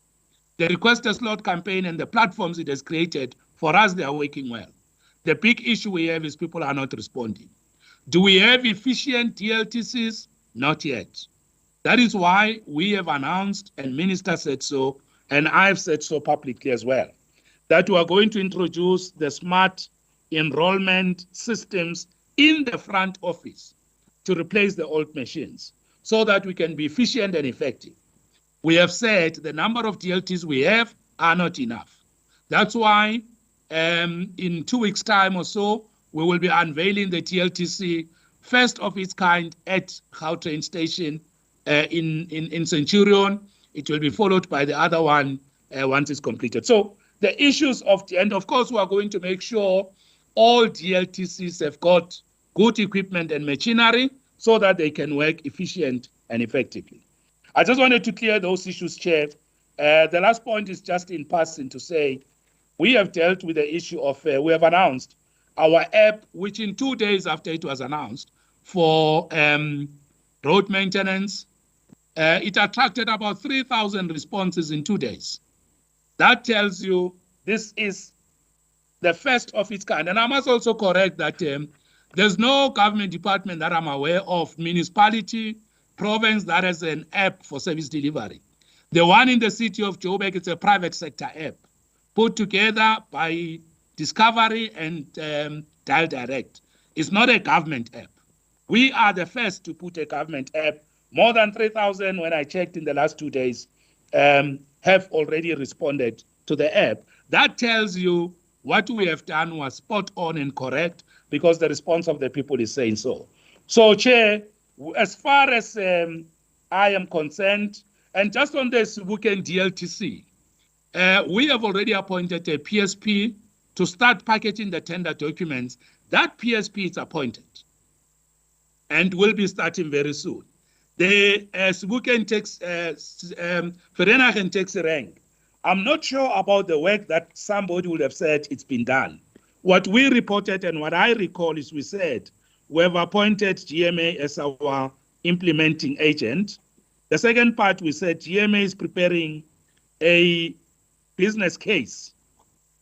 And when I was delivering the budget speech, I said either that Friday when I was delivering the budget speech or last week Friday, the business case will be in. The business case is the full amount of building the taxi rank and the partial amount for improving the look and feel of the taxi rank. There are two parts in the business case. Improving the look and feel, stabilizing the taxi rank, whilst the construction that is definitely going to take more than a year continues. The taxi rank should be in a much more better shape. Both are contained in the same business case. And that business case, when we were at Scopa Chair a day before yesterday, if not yesterday, when we were at Scopa, I got the assurance that the business case has been received last week Friday, sent by GMA to ask for money and funding of the taxi rank in Vereniging. So to that extent, Chair, it shows we are on track. We need a business case. It's been done to the best and in the most professional way, and it will help us get work done and money allocated once Treasury is satisfied. And I must say, this is a second iteration. We submitted Treasury-raised issues, and then we had to go back to the drawing board and improve the business case for reallocation. So as to who would have said work had started, I suspect it could only be when the business community there said they were putting in lights and other things. But from ourselves, we have always been clear. We're putting a business case for both improving the look and feel and for doing sustainable work. So, Chair, I have said to you, and I'll repeat this, with the leadership we have in the department, with the appointments we have made, with the work we are doing, the train has left the station. We have not yet arrived at the destination. The features of the past are still with us, but the new is emerging and the new is taking shape. We are a department that is in transition to be efficient and effective. There will still be challenges. The question is, How do we want to work together? Do we want, in the pressure you have referred to appreciate that the train has left? Or do we want to still stick to the dying past of inefficiencies that we are leaving behind? So let me conclude there, Chair. But certainly there are challenges, but there's good progress we have made. Thank you very much. MEC. I take it you will still listen to the rest of the meeting, which I'm going to try and push along as fast as possible. I want to ask that we then let me check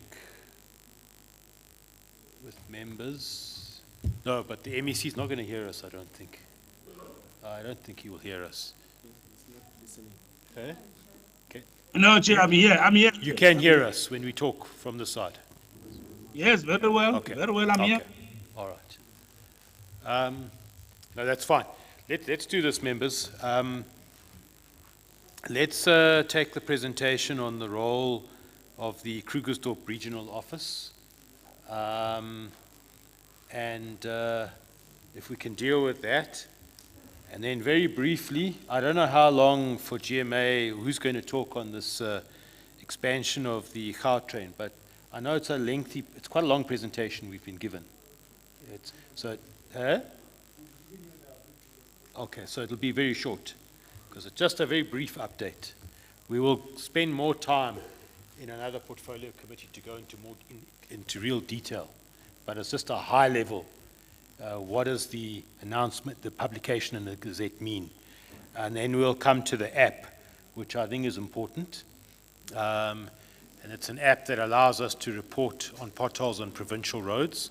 So let me quickly move over to the presentation on the Krugersdorp Regional Office, just to give us a sense as to what is that office do and what is it responsible for in terms of Mogale City. I'm trying to move as fast as possible to deal with these three items so that we can then open up to yourselves to interact with us, interact with the department. The MEC will be listening as well. HOD, over to you on that presentation. Thanks very much. I know it's not a long one. Okay. Thank you very much, Chair. Can I ask the team to just load the first presentation? And we would be going to slide 78. It's the very last parts of the presentation. And Chair, whilst the members are loading the presentation, the regional offices have been established primarily to deal with road maintenance matters in that particular area of jurisdiction where they have been established. Of course, whilst they have comprised of some technical capacity, it's not foolproof capacity where they can deal with construction projects. They often assist, but all the regions, depending on where the MEC is taking smart mobility programs over a weekend, that particular region where we are is supporting the MEC with the head office team, with the regional managers. So on the next slide, what we're just sharing with you is where the office is located. What we have, that office is catering for Mogale City and also the city of Joburg. In terms of staff, you have about 82 road maintenance personnel that is in that area, and you're also looking at about 8 mechanical personnel. So the in-house team, which means it's the regional office, they are dealing with all the routine maintenance work. In the past, what we have found is that we have often used the regional offices to assist with the grass cutting, but we have found that that often delays the fixing of potholes, improving the road maintenance network. Hence, we have appointed a company that deals with grass cutting specifically in all the regions, so that we release the regional office staff so that they can focus on essential road maintenance. And that is primarily the function of the regional office. On the next slide, we're just sharing with you, Chairperson, the construction plant, what we do have. So we can say that the team is fully equipped. If there is an emergency, they can go and deal with it on the road. I just think that now that we're bringing in the necessary capacity to release the pressure on the regional offices with grass cutting, once we are finalizing the appointment of our RISFA 1 and 2, we should be in a position to work full steam. At this stage, Chair, it has been a very prolonged process. I have reported to the MEC last week, Friday, that one region is now finalized. This morning, I reported to him that a further 2 reports has been received, and I have given the supply chain team up until tomorrow, or the latest Monday morning, to finalize the other 2. And as soon as those are finalized, where there is no material differences between the evaluation and also the property audit report, I would want to schedule and convene an urgent ad hoc BAC, a bid adjudication committee, to finalize and conclude the process. I'm sure that will provide the much needed relief to the units insofar as maintenance are concerned. Chair, we're just sharing with you on the next slide also just what is the budget in terms of the provincial road maintenance grant and the equitable share, and also where we are with the RISFA process. But essentially, those are the teams that will support road maintenance throughout the area of jurisdiction. Chair, let me stop there. Thank you very much.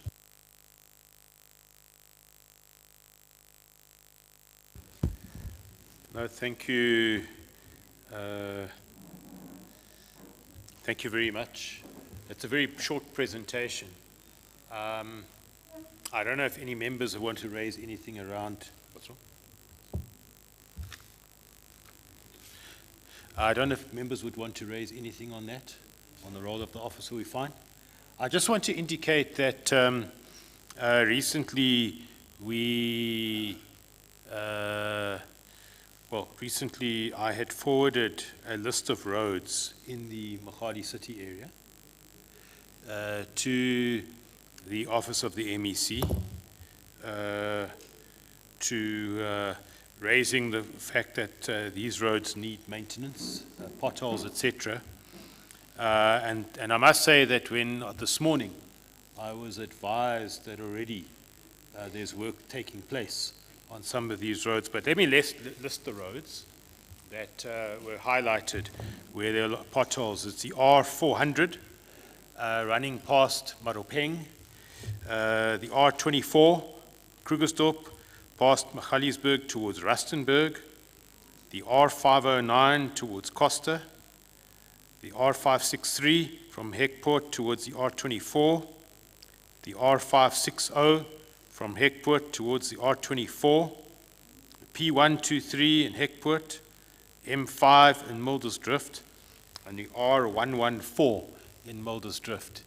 This was a list of roads that was forwarded to the office of the MEC that are in need of urgent attention in the Makgadi City area. In fact, they were raised with me by various councillors in Makgadi City. Now, why I've listed these is because many of these roads have serious potholes on them. The R400 past Marupeng, I'm not sure if maintenance has been carried out there, but the last time I drove on that road, which was not so long ago, at one stage I had to come to a halt, literally stop my car so I could navigate my way through some of the potholes on that road. A couple of weeks ago I had to replace 2 tires on the M5 in Muldersdrift because of potholes there as well. I'm raising this because whilst I'm acknowledging that work has started, it's a question that I want to ask. What is the role of the regional office that is based in Krugersdorp, that covers Makgadi City? What's their role in doing regular checks on these provincial roads to ascertain what needs to be done and where potholes are found? What do they do to resolve those matters? Because what has happened here, these roads that I've mentioned, it was brought to my attention. My constituency office happens to be in Makgadi City. And the condition of some of these roads has got to a point where, and I'm wondering, what is the role of the local office? Do they do patrols on these roads? Do they go out and check where these potholes are? And do they what do they then do if they find these potholes? Or is it a case that it's left to the public to try and report these? That's why we asked for this presentation to be included, so we can get an understanding as to what is the role of that office. Just a few weeks ago, before the Easter weekend, the MEC launched the Easter weekend road safety campaign, and it was there just near in the Tarleton area. And potholes were being fixed on that day. So, and one appreciated that, but I think the question I'm asking, what's the role of this regional office? Because if we have an office here, surely they should be checking on these roads regularly and then dispatching teams. But maybe, can we just get clarity on what's the role? Because I've been asked this question by people as well, members of the public, as to how do we monitor these roads? How do we intervene before it gets to such a bad state that it costs even more money to try and fix? If you can just help us with that, HOD. Thank you. Okay. Thank you, Chair. Chair, the team in the Krugersdorp area, they do their inspections on a monthly basis. But of course, the team in all the regional offices, they do report to directors and chief directors at head office, because you need to synchronize the work and manage what the officials are doing. Otherwise, you will not have a sense of what they are doing on a daily basis. So all this work is then captured and it is then allocated on different days and times. But of course, Chair, you will find that by the time you have submitted the request to us, sometimes it has been attended to, sometimes it will take much longer because we are behind. I think it is no secret that we are behind as a result of the capacity, but where we know there is real dangerous areas, we attend to that immediately. But the Krugersdorp office, they do interface with head office and they do plan so that we're fixing the roads. There is also a plan underway looking at the gravel roads in Magaliesburg anyway, and also looking at some of the paved road where some maintenance needs to be done. I'm sure you have seen where some work has been done here, Chair. Some of our graders that are just finishing off in Potchefstroom are coming here next week to start working on this area as well. But it's something that needs to be done more consistently, because the rain, the increased traffic on the roads obviously has a huge impact on our infrastructure. So we needed to bring in additional capacity, whether that's through private service providers that we are appointing to actually assist us with the maintenance of the road network. But the Krugersdorp office, they do not work in isolation.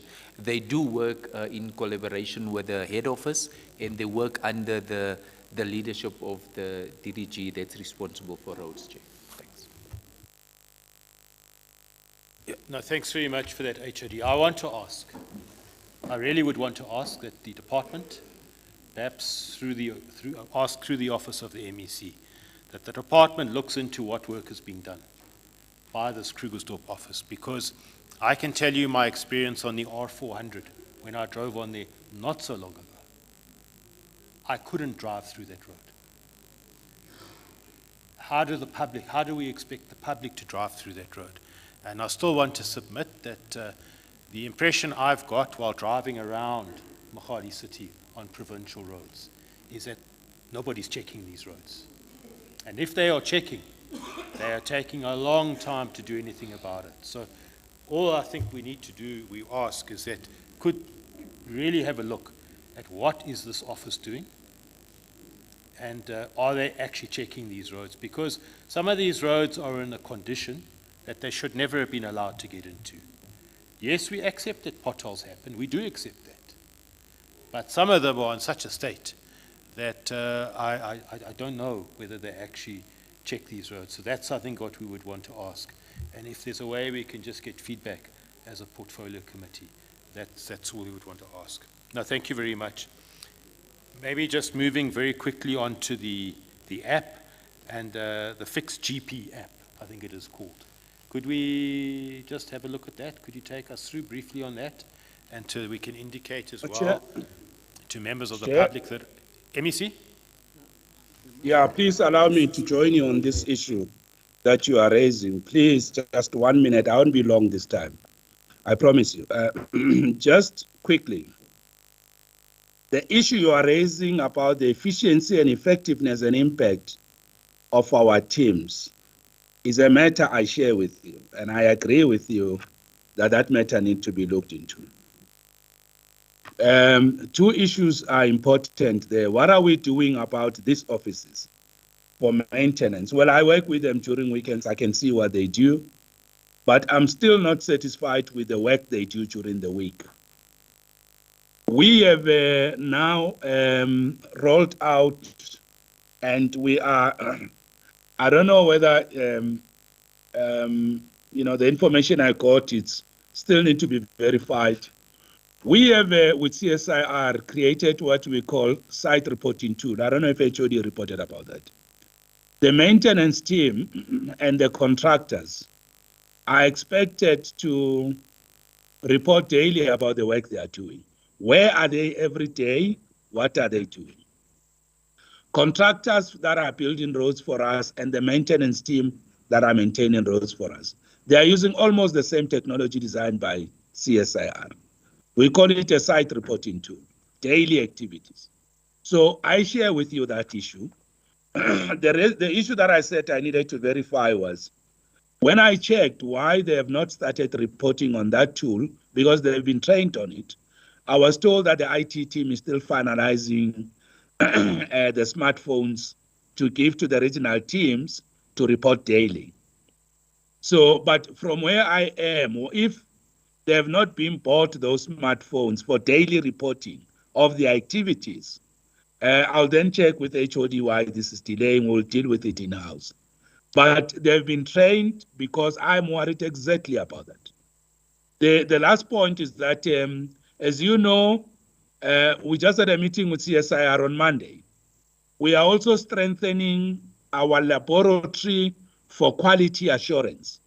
And yesterday when I called CSIR, they said they've given, actually CSIR said, when we met with them on Monday, they've got new training manuals that are ready for use. The issues of quality of work on the road, we need to sign a new MOU with CSIR to start training our team on how to do quality work on the road. So the issues you are raising are very genuine, very valid, and your concerns are highly are taken very serious. And we will, in the next meeting, come with reports to show what these teams are doing daily, even if it includes monitoring the road. But the very last point, Chair, is we're finalizing the procurement of RIFSA 1 and 2. HOD reported about that. This is capacity for 24-hour monitoring of the road. And once those contractors come in, it will strengthen the work that we have, but that is not a substitute for poor work by our internal road maintenance team. And that's why we have given them a daily reporting tool to track and monitor what they do every day and the quantity and amount of work they've done per day. So your concerns are well taken, Chair. I want to ask you that you make this matter a standing item so that in the next committee, we can give you a report on that. Thank you very much. Thanks, MEC. Just before we proceed onto the app and the Gautrain expansion plan, which I want to deal with as quickly as possible, Member Mabunda has just mentioned to me he wants to just raise something in relation to what you had raised, MEC, on the transport infrastructure house. Member Mabunda? No, thanks, Chair. I think in my submission, when we were discussing the transport infrastructure house, we did acknowledge the work that is produced by the transport infrastructure house. Nonetheless, it remains our conviction that some of the work, if not most of it, must be internally done. And we are in no way saying at the moment the department is having capacity to implement it. But it's a point that we must continue and will continue to mention it. Whether it makes the MEC uncomfortable or not, it needs to be mentioned that the department must build internal capacity. And we appreciate that at the moment, given what the department has explained, Transport Infrastructure House is able to assist. But it is our hope that it can't be forever, because it is our understanding that sometimes consultants, they are profit-driven, as opposed to internal capacity that will be service delivery driven. So in as much as they are assisting now, at some point, we need to do away with them. But lastly, it's with regards to the portal app. Are we also discussing it? Oh, okay. No, it's fine. Thanks, Member Mabunda. Member Ledwaba, you are very briefly, we're running out of time. Thanks, Chair. I just want to add on what Member Mabunda is saying, based on what the MEC was saying. Remember, in the beginning, we were told that there was an issue of capacity because there were a lot of vacancies at the high level. Now those vacancies have been filled. It can't be an excuse anymore. And second to that, we were told that when this task of the TIH was given to GMA, it was because the department did not have the technical capacity to do that. And GMA has got that expertise. Now, GMA has given that task to HASH. Why was it given to GMA in the first place? Why couldn't the department deal with it without necessarily involving GMA? I'm saying those are the issues that came as a result of this. Now they are becoming more confusing. Thanks, Chair. Next time it will be given to Marcella Consulting Company. Thanks.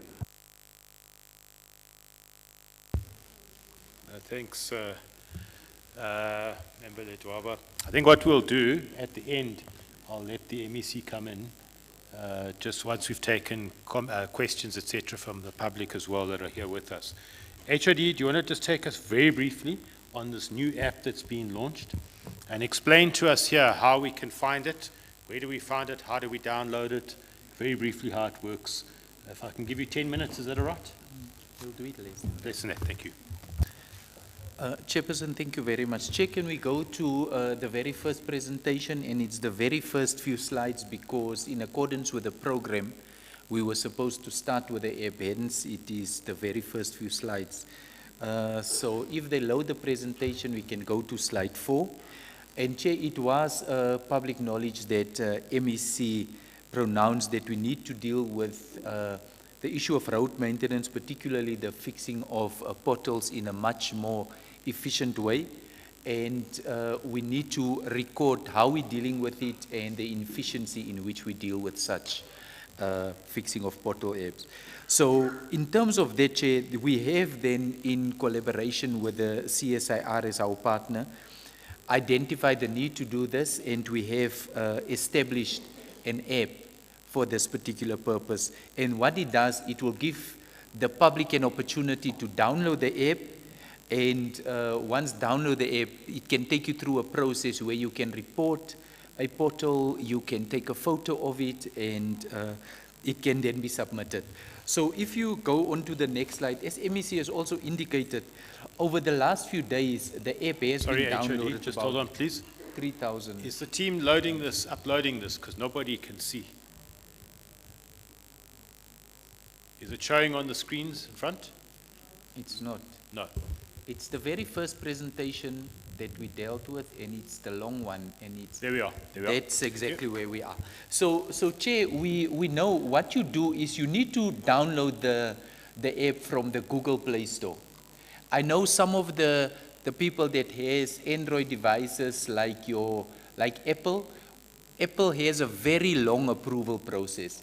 Soon Huawei will be coming on board their App Store, but we believe that the Apple Store will take us at least about another month, because the security features that it goes through, the approval processes of Apple, it just takes quite long. So you need to go through the Google Play Store, and then you can then download.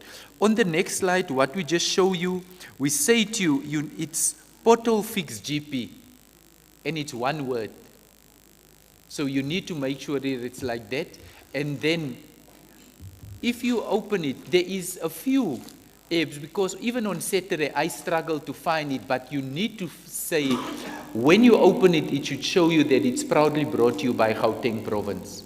If it does not state that, then it means it's not the app. So you must just scroll down, because it gives you a number of particular apps, but you need to look for the one that says it's proudly brought to you by the Gauteng Province. Once you in there, and once you have downloaded the app, you can then see the icon on the next slide, on slide 7. That's what the icon looks like. If we can go to the presentation again, that's how the icon looks like when you have downloaded the app. It's very important that you check that, because some members have downloaded the wrong app, then it does not make mention of anything about Gauteng. So on the next slide, we just show with you that you can report a portal, you can alert the department, you can receive updates. So once you report, you get a unique reference number. So that reference number is used, and you can then get feedback on the progress of your actual complaint. So on the next slide, we just share with you that you have a part where you can report the portal, and it is clearly stated there, and it shouldn't be very difficult, because it clearly states you can then report a portal. What it does is you can then use your location, where you are. One of the key things that you need to do is the portal app has the opportunity for you to actually take a photo. What we have picked up over the last few days, Chair, because as we have launched it, it's obviously a trial and error process for us. It's work in progress. What we have found that our communities are saying, they are not able to load a photo, because often you need to stop the vehicle and load a photo. Can we not upgrade the app or create a facility where you do not have to load a photo? That is currently still underway. Going forward, if you still on the app, if you are in an area that is safe, you can then take a picture.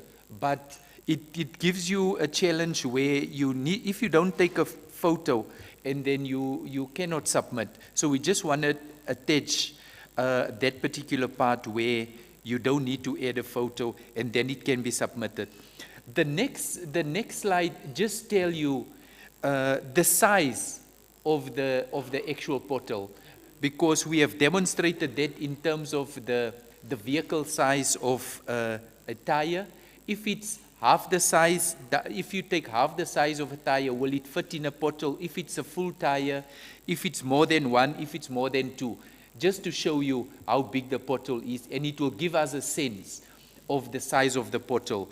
And based on that, you can then click on the one, and then you can then submit.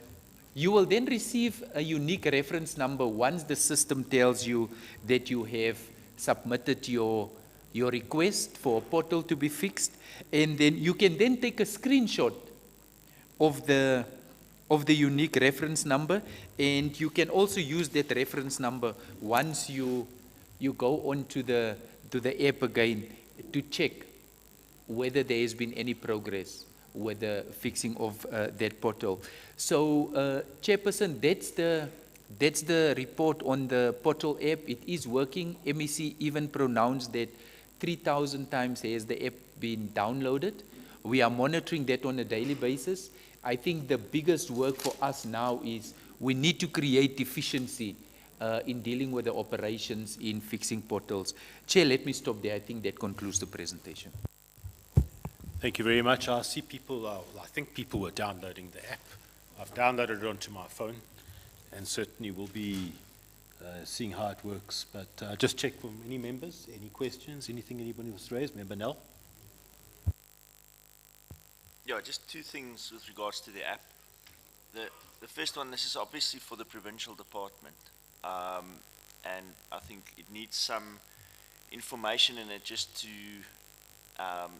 educate users about the difference between a provincial road and a municipal road. I think that needs to be included, or do you pass it on to municipalities? And then secondly, people complain they can't always stop, or even in the drive, take a picture of a pothole. and they can't proceed further on the app unless you upload a picture. Can that be changed? Anybody else? Mabunda, you wanted to raise something about that? No, thanks.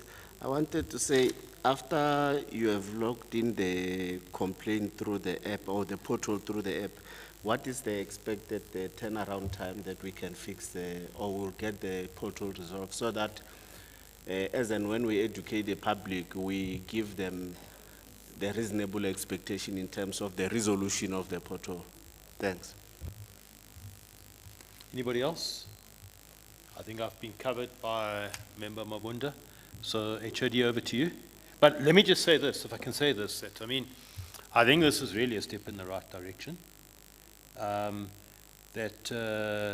Because sometimes to have to make phone calls and through call centers to try and get a reference number and so on, I think this really is a step in the right direction, and we must applaud. You show up every year. And we must applaud the department and the MEC for the work that has been done on this, because the MEC has been raising this for a while, and I think this will, we obviously want to see it working, but it really is, I think, a step in the right direction and will help making reporting potholes, etc., a lot easier. Just the issues that Member Nell has raised about having to take a photograph, etc. But over to HOD. Chair, thank you very much. It just shows Member Nell has been engaging with his constituency, because that's exactly what the citizens was asking. They were asking us, it's often difficult to stop on the road and take a photo of the portal because the app doesn't allow you to continue to the next phase. And we are engaging the CSIR to either have that option, but you should still be in a position to proceed if you don't take a photo, but give the exact location. So we are doing that. But where it is a provincial road, national road, municipal road, we'll make sure that it's passed on. We engage with those municipalities. Chair, you know, I'm cautiously responding to the question on how long it will take us to fix the portals once it is reported. Because once it is launched, you get a baptism of fire. And you say we're going to resolve it in 72 hours.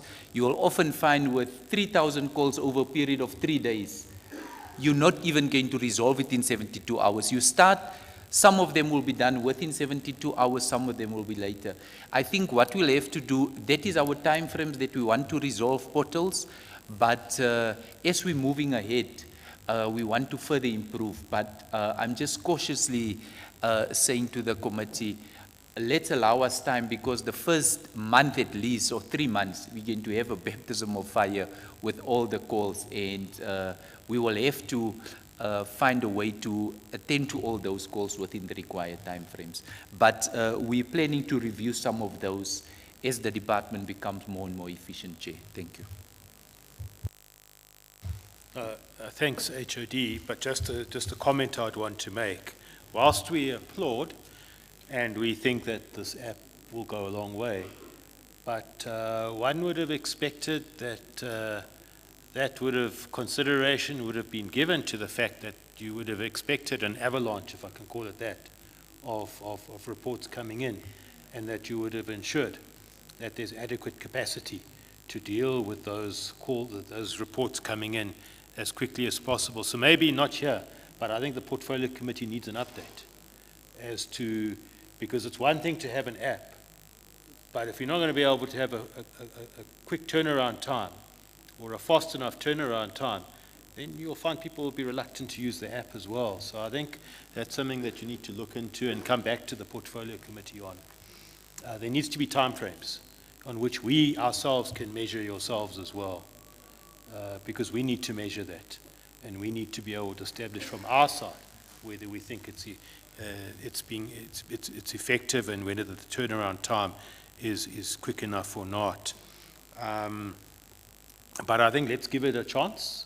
Let's have a look. And when you report back to us, HOD, please also indicate the role of your regional officers around the province. What is their role in responding to the information that's coming through on this app? Because surely they should also be playing a role and being directed where to go and what to fix, etc. So but I'm sure we'll get an update.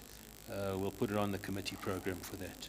But I think once again, good step in the right direction, and we'll give it a chance, and obviously improvements will get made along the way, but we welcome the step that's been taken. So very briefly, the last presentation we want to deal with HOD and the team from GMA is just, you've given us a presentation which goes into a lot of detail. I think really we want to just get a sense. It's been published in the Gazette, so it has generated interest. I've heard it being discussed on SAFM, etc. So as a portfolio committee, I think we just want to, you don't need to go into a lot of detail for us.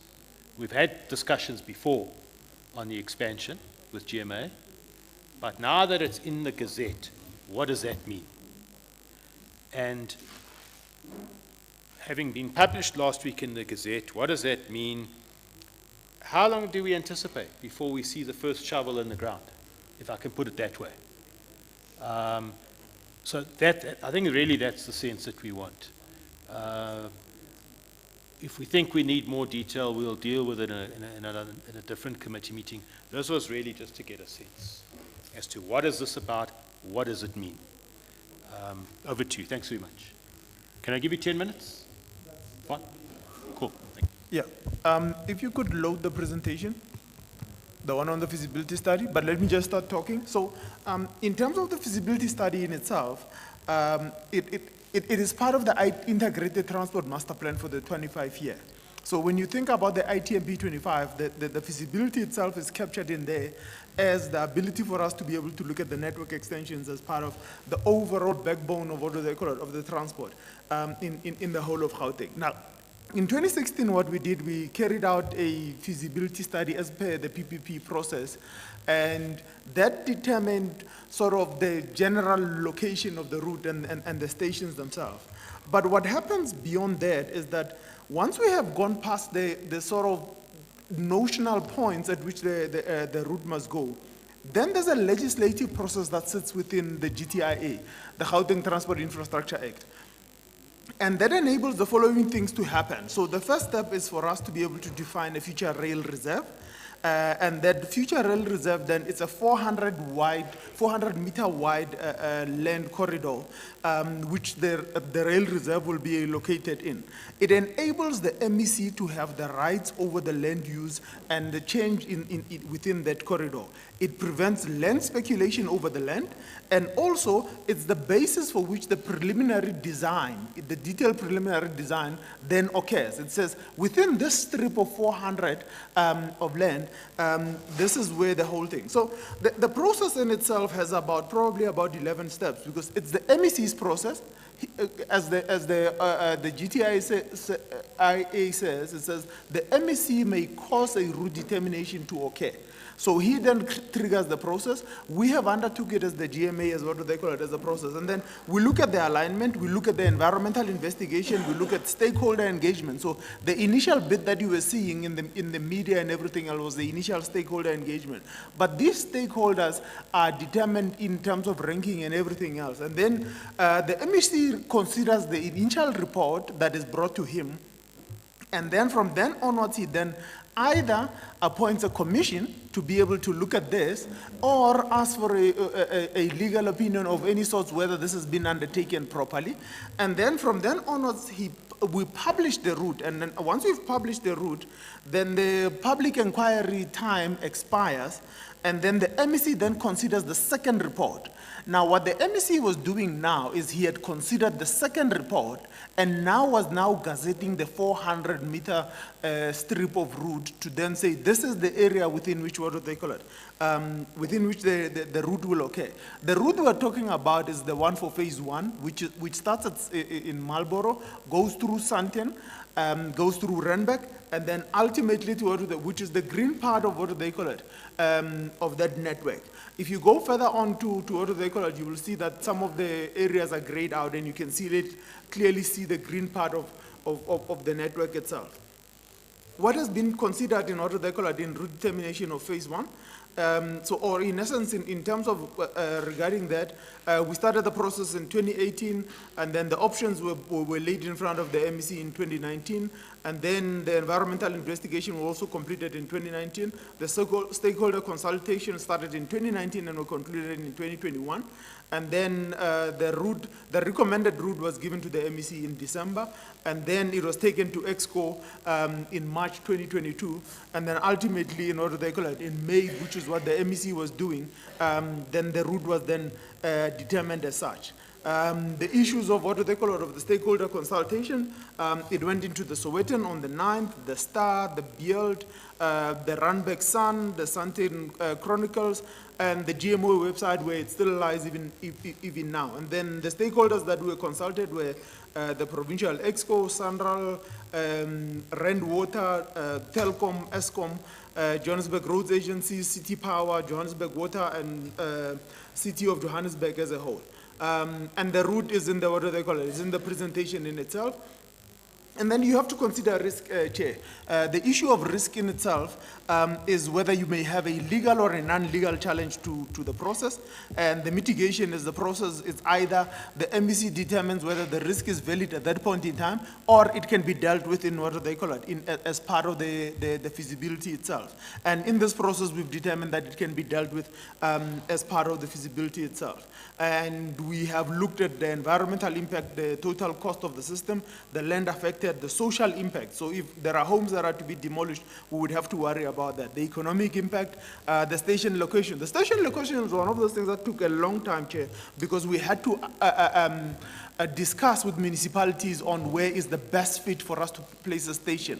Where will it generate the biggest economic impact as a whole, and also has the least impact on, what do they call it, on the areas there. And then further connections to Roodepoort and Soweto will be handled as the second phase of, what do they call it, of the route determination.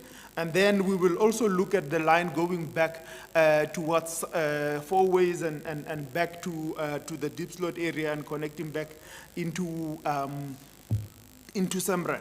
And I think, Chair, that is me at Gauteng Speed. No, thanks very much. I think really that was just to give us a sense of where things stand. I'm not sure if there's any members that would want to raise anything in terms of this. Given that it was a very brief presentation, we've got a more in-depth presentation before us that we can go through. Member now? Thank you, Chair. I have 4 questions. Why is phase 1 phase 1? In other words, what I'm trying to get at, is this a phase with the highest revenue potential? Because you have to start there in order to get to the other phases quicker. You've got to start with your highest revenue one, so you can pay it back quicker in order to get to your other phases.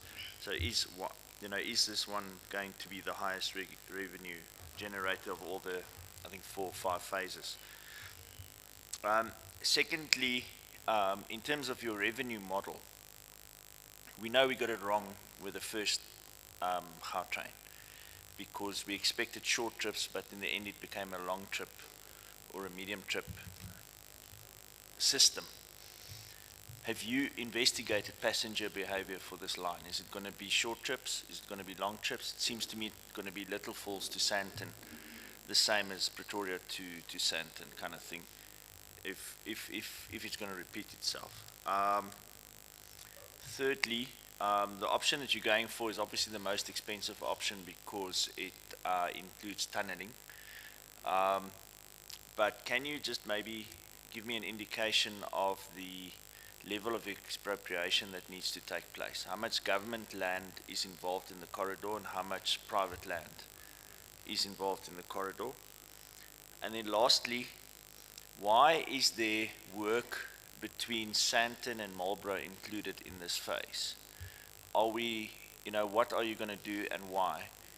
It seems to me like a bit of a waste of money to work on an existing line that's working. So I'm not sure why, because that almost seems like an phase 1B almost, if I can put it that way. It's almost this, so why, what work is going to be there and why is that being included on an existing line? Thanks, over to you. All right, thank you, Chair.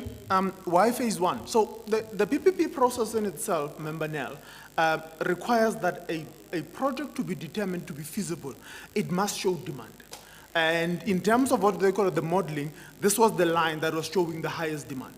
And if you were to look in all the surveys that what do they call it, the department would have done, and I used to live there, so I know personally the pain of having to drive through Hendrik Potgieter to try and connect back onto the 14th Avenue. So that has the highest, what do they call it, level of demand you could ever have. And with the urban sprawl that has occurred in that western area going through Little Falls tells you that the demand is pent up there. It's either you're going down to the N14 or you're trying to connect back to what do they call it. And it proved itself in what do they call it, in the modeling in itself that was the land. And that is the requirement of the PPP. You cannot build stuff in PPP that has no demand on it. So that is why phase one is phase one. The second issue is the revenue model. The revenue model itself, we had to look at it differently this time. And we had to use what's called desire lines. And the question is, where do people want to go? And in itself, right at the beginning of the feasibility study, we argued about the issue for a very long time. But it showed that, what do they call it, that Sandton still remains the preferred point. And each of those people getting on would want to go to, what do they call it, to Sandton. And I think about 20% were going down back to Park, and then about a further 20% would go up to, what do they call it, to Pretoria and beyond. And that is, what do they call it, and the revenue model will remain the same, and therefore, the second question that probably you would want to ask, and you had not asked, was that, are we going to look at preferential pricing and also of other things? And that was part of the feasibility study, so we had to be able to answer to Treasury whether or not we're going to change our pricing. And we've submitted a model that we say we will look at targeted preferential pricing. So you look at particular stations and look at them on the basis of their LSMs and everything else and say, that's the preferential model that we will use. We still are looking for an answer from Treasury on that one. The tunneling in itself and government land, there's probably very little government land in that space. There's a lot of City of Johannesburg land that is lying open, but a lot of it is already lying in private hands, and it's quite a very built-up area, or it's small holdings, a lot of it. So we will have a lot of expropriation occurring in that area. So we will have to balance the tunneling. So the tunneling, as you say, as you understand, it's 10 times what it costs for you to build it great. So we will have to balance the issue. So tunneling is always when we're trying to make the gradient very flat and make sure that we have that emergence. But that in itself, if you make the line to go up and down too much, it's got maintenance long-term challenges. So you gotta balance the issues in order they call it in the feasibility itself all around. The issue of the Marlborough line, and it's always brought up when we talk about this. Now, if you remember, what do they call it, when you go into that tunnel, at the current moment, you've got the north-south service, and then you've got the east-west service, and then you've got the airport service in the same space. Now, if you were to introduce a third and probably a fourth service later on into that same tunnel, you find that, what do they call it? So we go from a 10-minute headway to a 5-minute headway.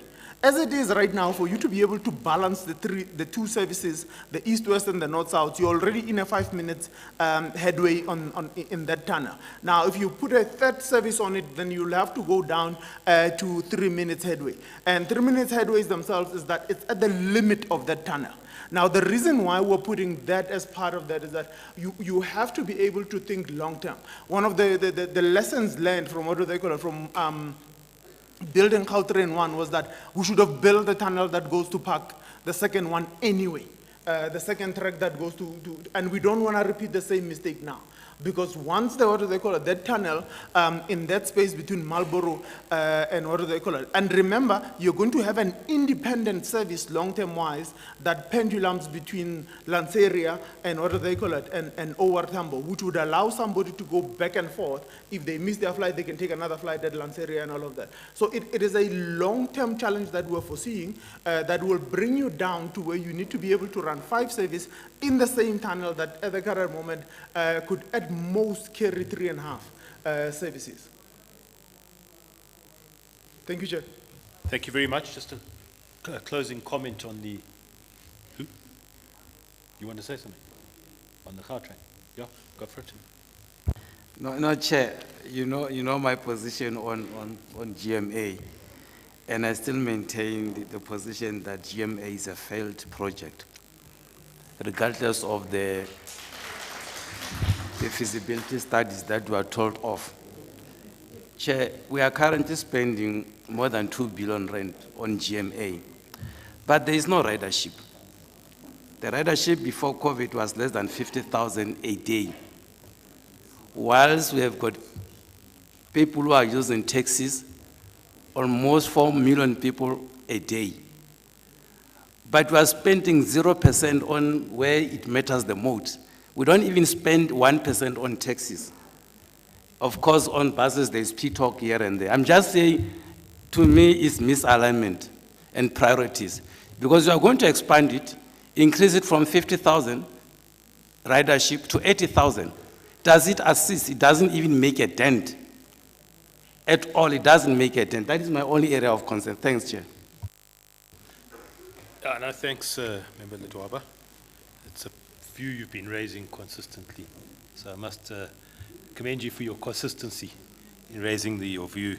But I wanted to, just as a parting shot on this, you raised the issue of that in these expansions they would be looking at a targeted preferential pricing, I think it's called, area specific probably. And I want to just put it to also to GMA. Maybe you should consider targeted preferential price for the Marlborough station. I have raised it before. I'm also consistent in my approach, and that is that that station is just a dormitory station. It's just for people to, that's not me, it's just for people to change trains. But if you look at the Alexandra, very few people use that train. And why? It's expensive. It is expensive. We're talking about, some of us were talking about it the other day, driving past there and say, hey, something needs to be done here. And it's an argument that was raised when I still used to serve in the National Assembly Portfolio Committee on Transport, that this train needs to be affordable. We're not saying just drop your prices right down, but maybe you should consider specific pricing to try and attract ridership from Alexandra onto that Gautrain. And if you had to come with you've got this trial model that you tried on a student fare, so it means that you can look at other area-specific fares. And I'm just making a suggestion that maybe that should be looked at. And maybe at some stage you want to come back to the Portfolio Committee. Just share us, what is the thinking? What is the ideas? Because right now, you need to increase your ridership. Yes, it must be profitable, but we should also be looking at how do we get people on that wouldn't ordinarily use it because it's too expensive. And it would go back to the argument that some of us used to raise many, many years ago. You don't need to respond on that now, but all I'm asking is look at it and come back to us. So, but we don't need an answer on that. It's fine, Chair, I can deal with it quickly. So Marlborough is included in what do they call it, in the study. By the nature of PPPs, the basis on which you submit your feasibility study initially is the basis on which you need to go back to Treasury and say to them, this is the basis on which I said my affordability is going to be within this PPP. So you normally have to do that as what do they call it, as part of process. We've done that process, Chair, and we've what do they call it. But what we've done, Chair, is as you have rightfully noted, that we have come up with a student product. So we are coming up with multiple other products, including a product for the elderly, a product that is specifically to address this type of a thing. So we are working on it anyway without the, what do they call it, the feedback from, what do they call it, from Treasury. So I'll leave it there, Chair. Thank you very much. Honourable members, I think we've come to the end of the our formal portfolio committee with various presentations.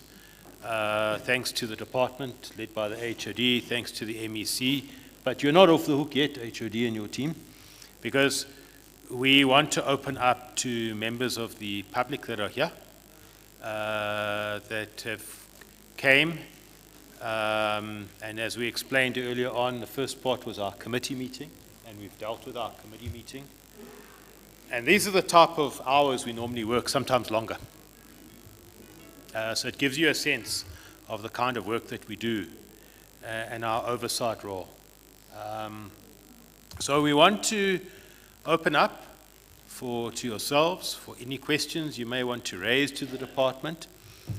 I want to ask that we please stick to matters that relate to transport, Provincial Department of Transport, Roads and Transport. I accept the fact, and we accept that there may be some matters you might raise that relate to Mohali City in terms of transport issues.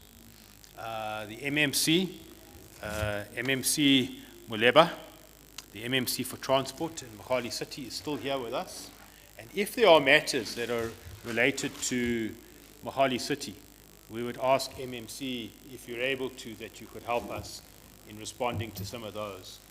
But in terms of, you've got a sense of what the department does. You've heard about the role of the regional office in Krugersdorp in looking at roads, provincial roads in Mohali City. You've heard about the app.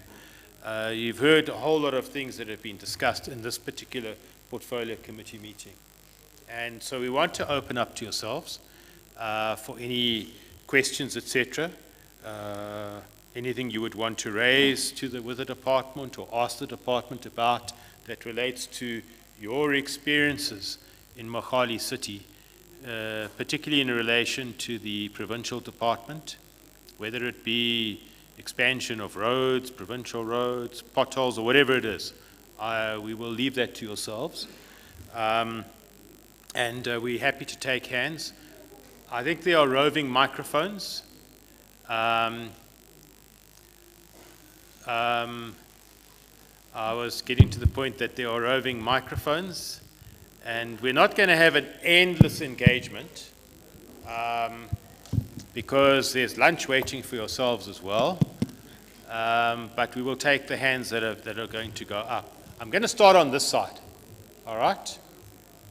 There's one here, two there, gentleman in the black jersey, I think it is, in the red jacket next to you, and then behind you,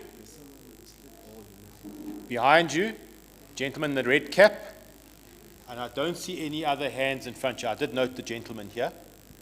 And yourself. So I've noted you with the red cap. So we'll start here, Councillor Molefe, then we'll come next to Councillor Modiko, and then I will take in the order.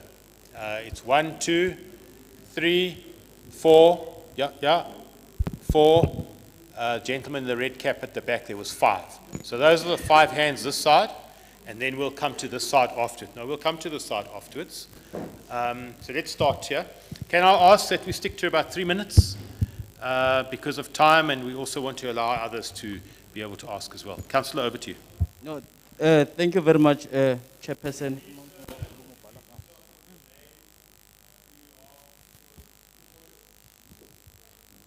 It's recorded. It's also so that the team can then go back, capture everything, and particularly where there's responses, the department must come back on so we can get the responses to you. Thanks. Okay, no, thank you very much, Chairperson. My name is Victor Molefe. I'm a community member from Magaliesburg. Chairperson, let me first appreciate the fact that your committee came to our rural areas. And the other thing that I wanted to raise with you that I also want to appreciate is that when we raised our issues with you as a chairperson of the portfolio,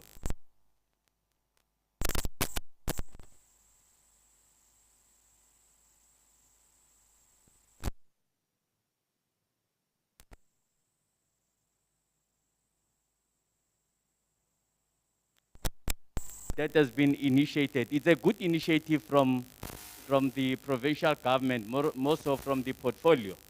But my challenge with the app is that it will be like, for instance, ESCOM. You report, then they capture, but the implementation part of it don't be seen, more especially in our spaces. I must indicate Chair, the very same app that we'll be using, we still need the very same staff members from the regional office to attend to those portals, of which is still a struggle. I'm surprised to see the presentation where there's a lot of planned from the regional offices. But in most cases, when we report those, they don't have graders, there's shortage of staff and all of that. And there's money that has been allocated.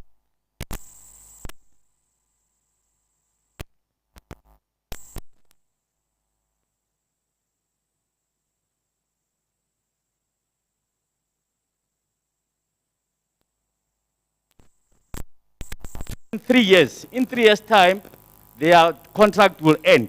Why don't they, before the contract expires, then they start with the sourcing other service providers, so that we shouldn't have a period where we are waiting.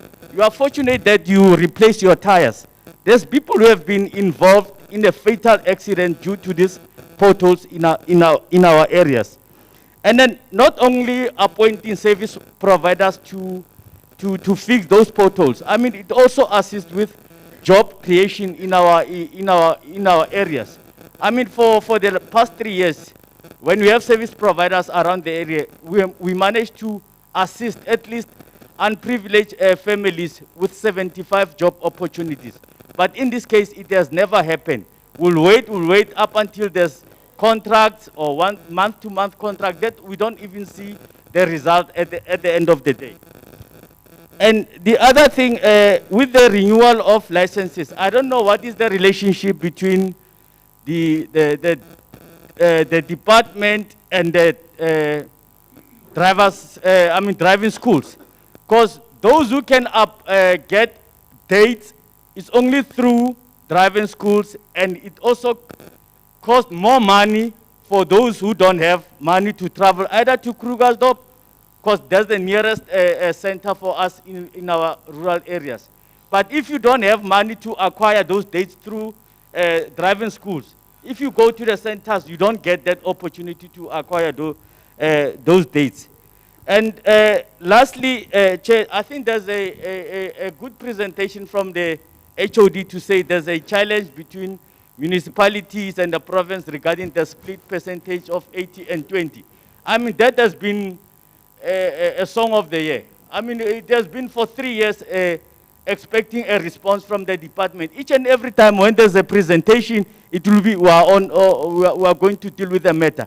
But it's not, because if you can capacitate the municipalities with whatever that you are collecting from the municipalities, we won't have a challenge of people queuing.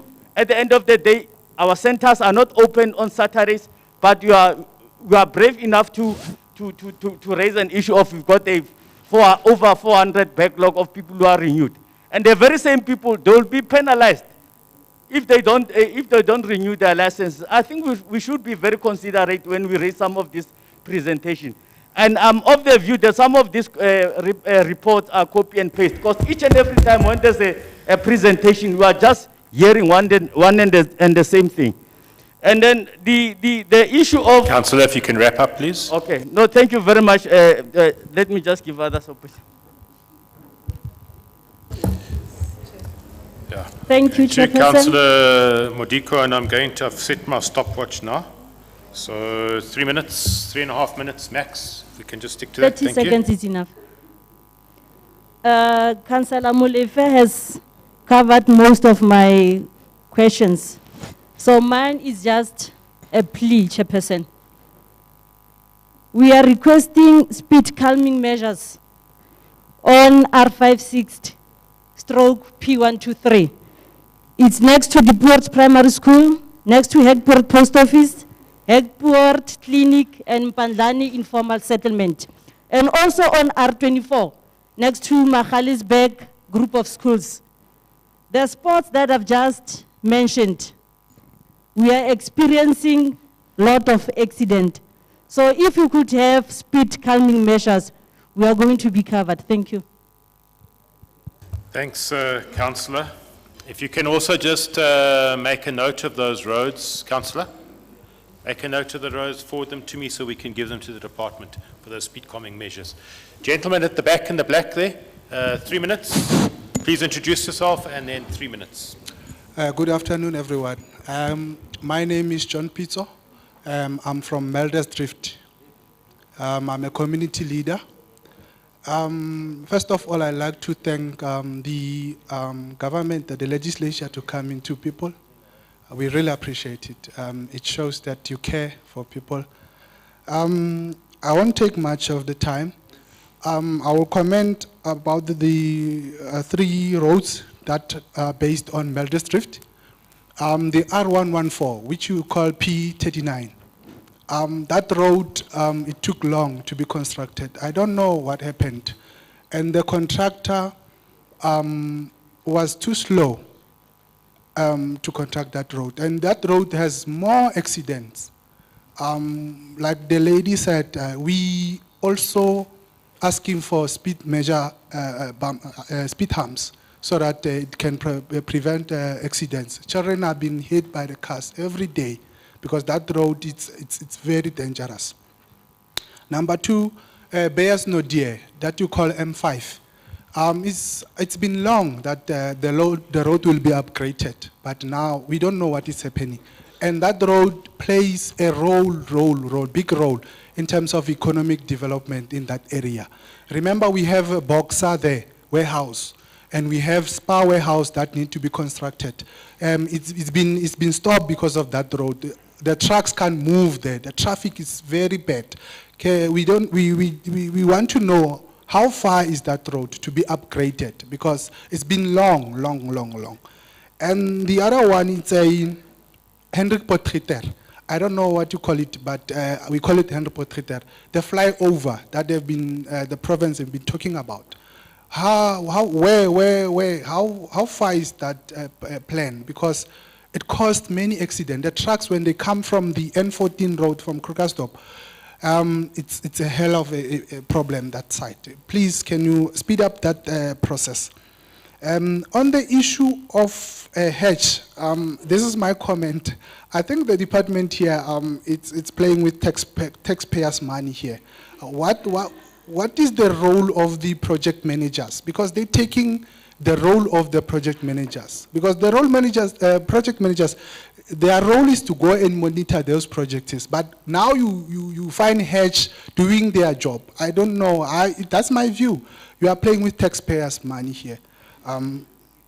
The role of a Krugersdorp region office, I think the maintenance team there, they are old.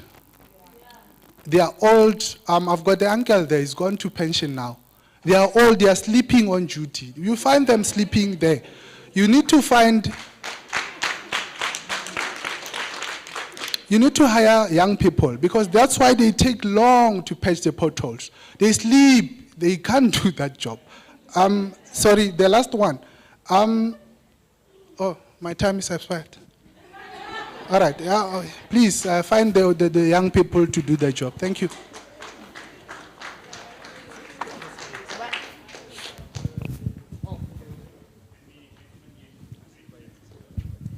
Thank you. My name is Thomas Ntomboti. I'm also from Krugersdorp, Melder's Drift, Ward 23. Some of the questions, he already mentioned them, but I'm still going to mention some of them, which is, I'm still on M5, which is Bayers Nodier. That road is very, very dangerous. Number 1, there's so many potholes on that road. My question is, if you burst a tire, where are you going to claim for the tire? Because 2 tires, you can burst them a day. Please, let us know, because of this cost a lot on the community. Number 2, which is still Bayers Nodier, that road is so narrow. So many lives have lost on that road. We have been talking about years now on that road, but nothing is happening. When? The question is, when is it happening? Still on Bayers Nodier, there's a taxi rank. There's a taxi rank that has been built at Itembaleti village. Can the relevant people sit down and agree with the Kudutu and Faraday so that rank can be used? Same on that road from Zandspruit. Who are the people responsible for checking those taxis there? Because they are very dangerous, old taxis. The doors just fall on the road. Who are the relevant people? They also are not roadworthy. They don't have driver's license. People's lives are at risk. So can please they sort that out?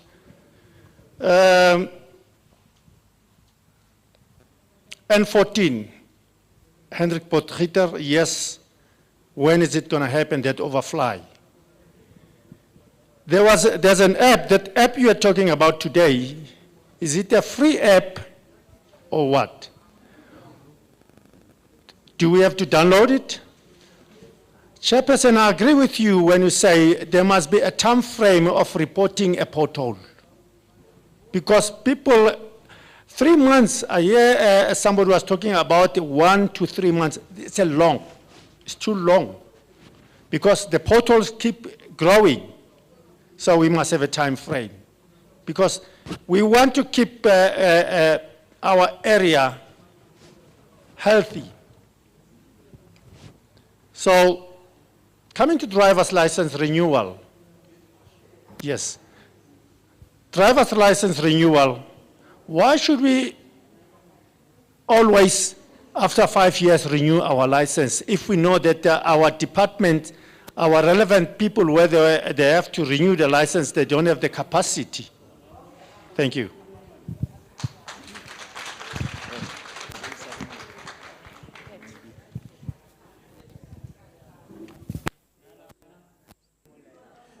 Yes, thank you, Honorable Chairperson and honorable members. My first question, Honorable Chairperson, is that there's a high risk of accident. My name is Lazarus Tabamatiwila. I'm from Ward 80. I'm a community representative.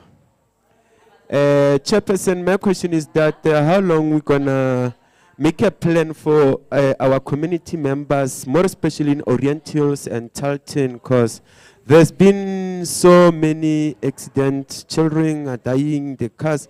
I see the humps there, those humps is just temporary humps, which the trucks pass 3 months is flat. So why can't we at least add 3 or 2 each side so that the car can slow down in Tarleton and in Orientals? And my other question, Honorable, is that what can we do? Do we have any opportunity to have a job in Department of Transport and Maintenance? And where can we probably market? Where, when, how? And my last one is that when I hand a license of someone is lost, and then where is the relevant place for where that person can find that license? Where can we hand that license directly? Where maybe that person is registered, and maybe they can give him a call to find his license, because handing to the police, they could just left it there.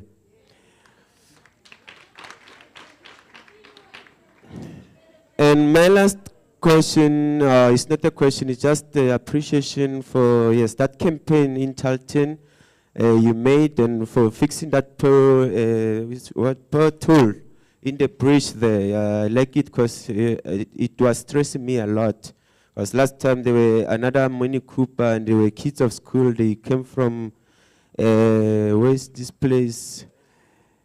It was from, they were from university, and they just, it fell in that pothole, and the wheel was fucked up, and they were stuck there. And there were kids from school, from university, but thanks you for fixing it. I appreciate it.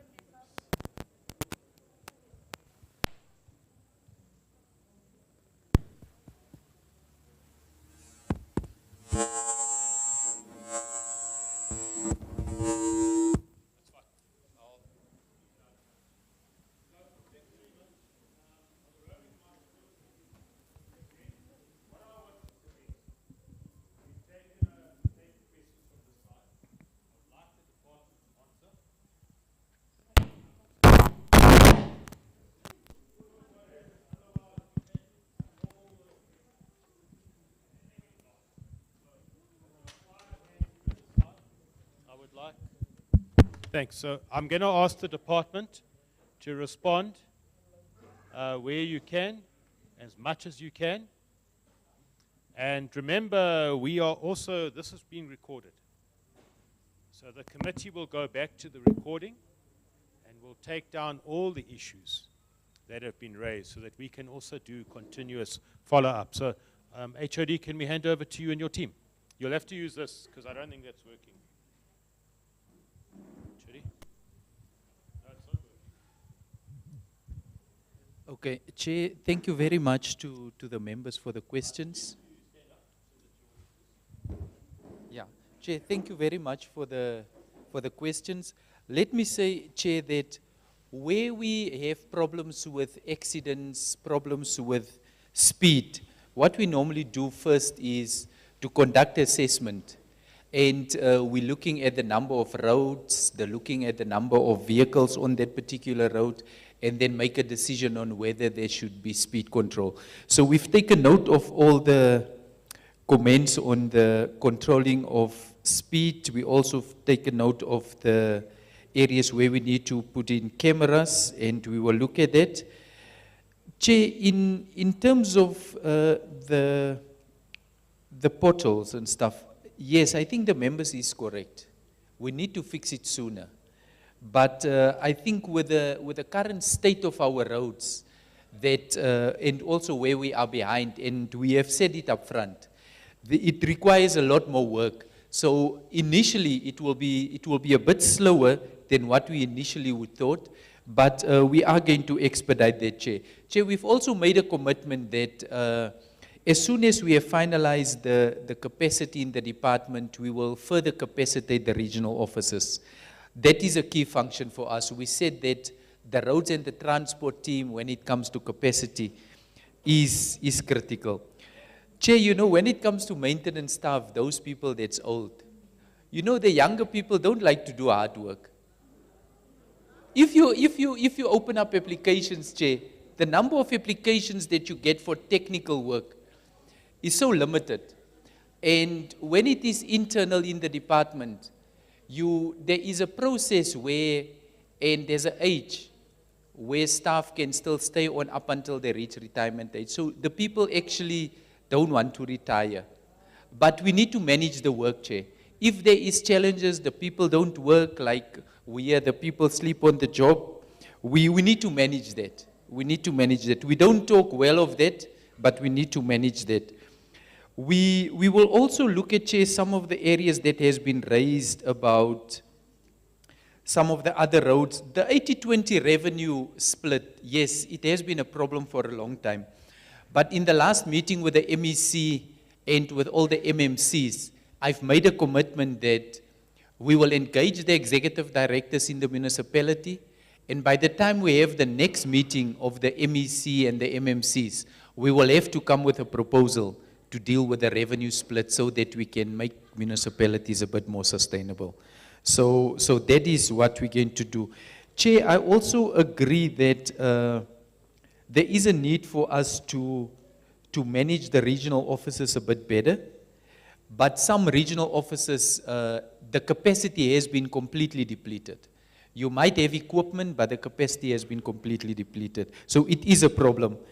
Chair, the issue of the driver's license, the 5 years, I would love to have a driver's license for 20 years, but it's not our decision. So it's a decision that's taken at a national level. But Chair, our view is still that as Gauteng, we say we are moving ahead much quicker than in other provinces, and we want to modernize the system so you can renew your license from wherever you are.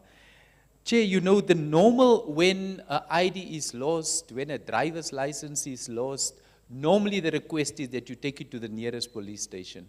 But we also know what happens at police stations. But that's normally the plan, and that's normally the process that you need to take. Chair, in some of these areas that has been raised about the roads, we are convening a roads maintenance summit. It's on the 13th and the 14th of June. It has now been formally confirmed. All the municipalities must come and present their infrastructure plans. Us as a department must present the infrastructure plans and also the road maintenance plans and the road maintenance budget so that we know what we need to do and who's responsible for what. With that sort of better collaboration, we hope to improve the road maintenance network, Chair. Thanks.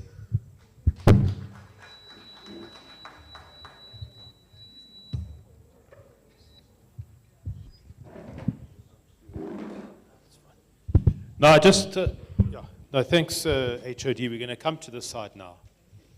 But what I just want to say is that I think one of the points that was made, this regional office needs to be re-energized.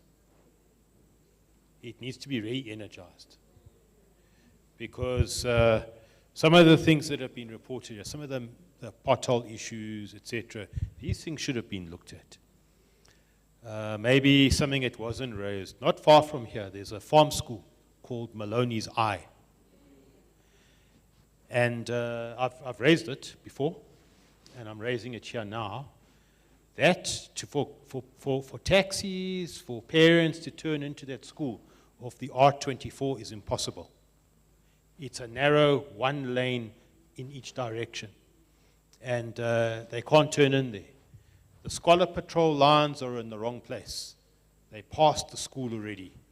They're not at the entrance. So it's just what I'm trying to illustrate. These are things that this team, that regional office should be looking at. Simple things that could be done to try and improve the safety of commuters, school children, and residents and people who walk on the road. So I just wanted to touch on that. I know you haven't gone into detail on some of the major areas of roads that are supposed to be upgraded. But I take it you've made note, because we'll have to bring you back here at some stage to come and give feedback. One of the interchanges they're talking about is just below the Silver Star Casino. I can't recall what the name of that interchange is. Cradlestone, that's it. It's the Cradlestone interchange, if I'm not mistaken. And it was brought to our attention the other day, and we'll have to get more information on that. So what I then want us to ask us to do is to take hands on this side. I'm going to start right at the back there. Right at the back there with the blue sleeve. Number 1. Number 2 in front, sir, with the yellow, the cream T-shirt. Then I'm going to come to number 3 over here, person with the white cap. Then across there, number 4, over there. Then the gentleman here in the black T-shirt, number 5. Lady here in the black, number 6. Lady next to you, number 7. Gentleman over here, number 8. All right. So let's give the roving mic back. Do they have one? Okay.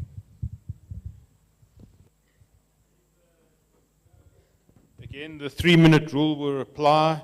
Thanks. Please give us your name and then off you go. Thank you. Thanks, Chairperson. My name is Charles Mbewe from Ward 23. I'm just standing to repeat the question.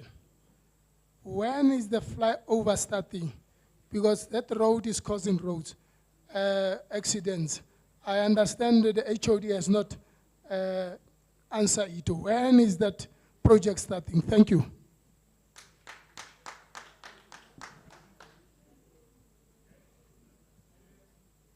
Thank you very much for recognizing me. My name is Itumeleng, a resident of Magaliesburg, Ward 31. Regarding renewal of driving license, I just want to know something because I'm one of the citizens who's been trying to renew my license, but I couldn't because of, I can't get the slots. But then on the website, I saw they saying they are allowing the walk-ins up until the 31st of the last month, which is May. So I went there, but the service I got there, it was very poor. So I just want to know, why did they highlight that thing, the walk-ins are allowed up until the 31st of May? Thank you very much.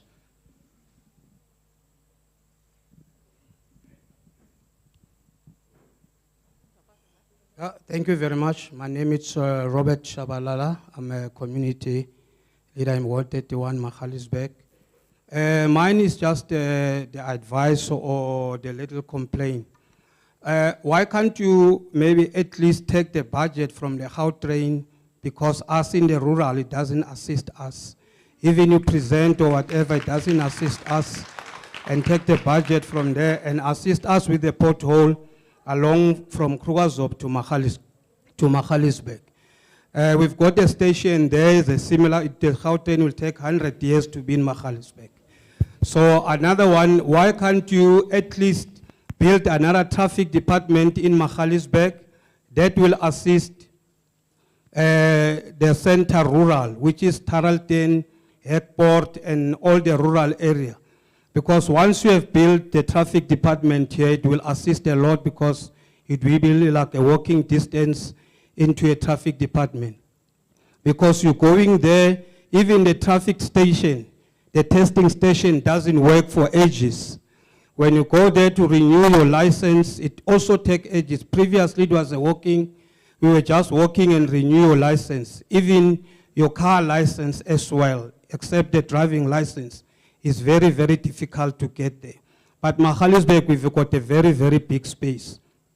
And also the regional roads, please, we are happy that we saw the regional chairperson today of Mogale City.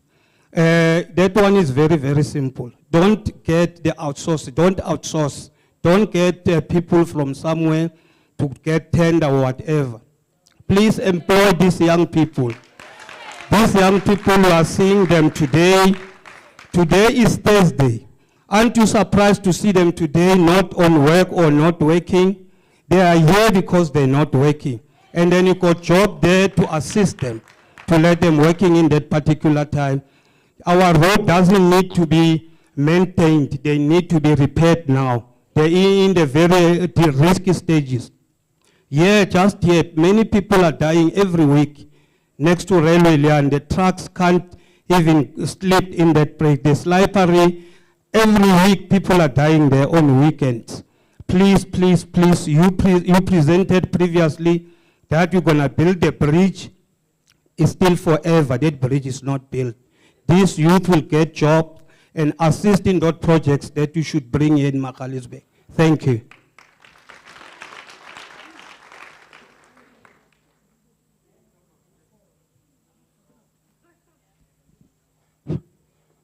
Thank you, Chairperson, and good afternoon to everybody. My name is Bobby Tlapu. I'm also a resident of this Ward 31 Magalies. Most of what I was going to say has been said by the latter speakers. I just want to emphasize on signages. Like mentioned at Maloney's Eye. Most of the roads that enters into your national roads, they only have stop signs. And the problem with only having stop signs from the side is that some people are not aware that there's a road. So they come, they see the stop sign late and they cross the road. So my suggestion is that before the stop sign, can't you please put another signage that says stop ahead? Those signs were there before. Put the stop ahead so that you make the driver aware that there's a stop ahead, instead of one stop that will cross the road. And one other thing that I want to mention is that I'm also seconding that we need a traffic department here in Magalies. I don't know how did you qualify a license to have a traffic department in Kagiso 10 kilos from Krugersdorp. I don't know who issued that license. Because we are traveling a distance to Kagiso or to town, whilst we can have our own here. And now petrol is high, it's more problematic. Now the other thing, the potholes, the question has been asked. These potholes, when they cause damages, who must pay? And department, let me tell you, we cannot drive cars that are roadworthy on a road that is not roadworthy. Doesn't make sense. The road itself is not COC. It does not comply, and we are driving our cars there. And the regional office, somebody has I'm saying again, somebody has said those people are old. I was going to ask a question to say, go and make your study and check the ratio of youth against other ages.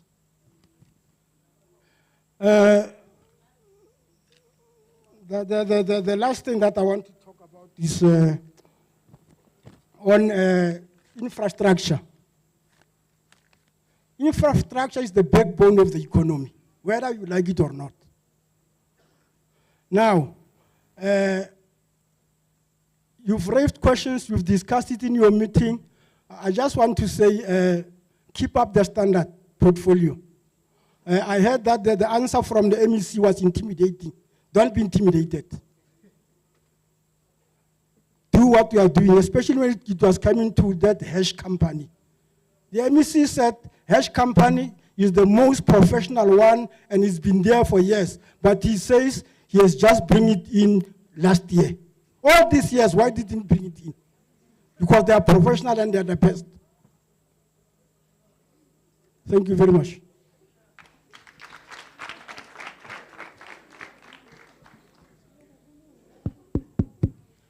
Baholo kgotsong. O buang fa ke Jacob Nkala o nna teng mo ho 31 teng mo Magalese. Ke rata hore mo chairperson ya Mogale City go ba le MEC. Re na le mathata a mantsi mo Magalese mo e le hore mo re na le bana ba bantsi ba le hore ga ba bereke. Askis go kopa go tshwana le yone ditsela tse le buang ka tsone ke batho ba e leng gore na le tshwanetse gore le tse batjha mo gae e nne bone ba etsa maintenance road mo ditseleng tsa Mogale City le gone go sega ditlhaga motho go ga diskontere mo o sekela tsa batho go tswa ko Mogale City kwa Krugersdorp ba tla mo batho bana ba bereke mo wa utlwa MEC ra le kopa e re ha le fa batho mosebetsi kwa ya ka le gore le etsa plan ya gore go tlo go nne le di-contract tse di le gore etsa maintenance ka mo ga e le fa batho ba mosebetsi e se ka tla ka bone koo ke a leboga.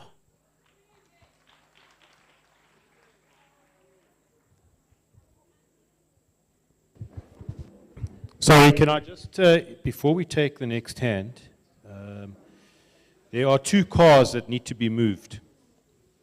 Vehicle registration LV91VFGP. Please move your car, it's blocking the way. The second car is HH21HHGP.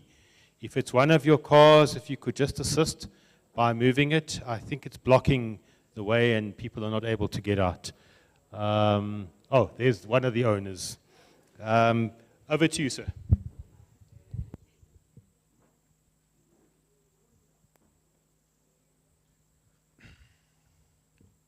Thank you, Chair. My comments and questions are directed at the Gautrain Management Agency. The Gautrain rail is planned to go through the suburb of Sharonlee, located in Randburg.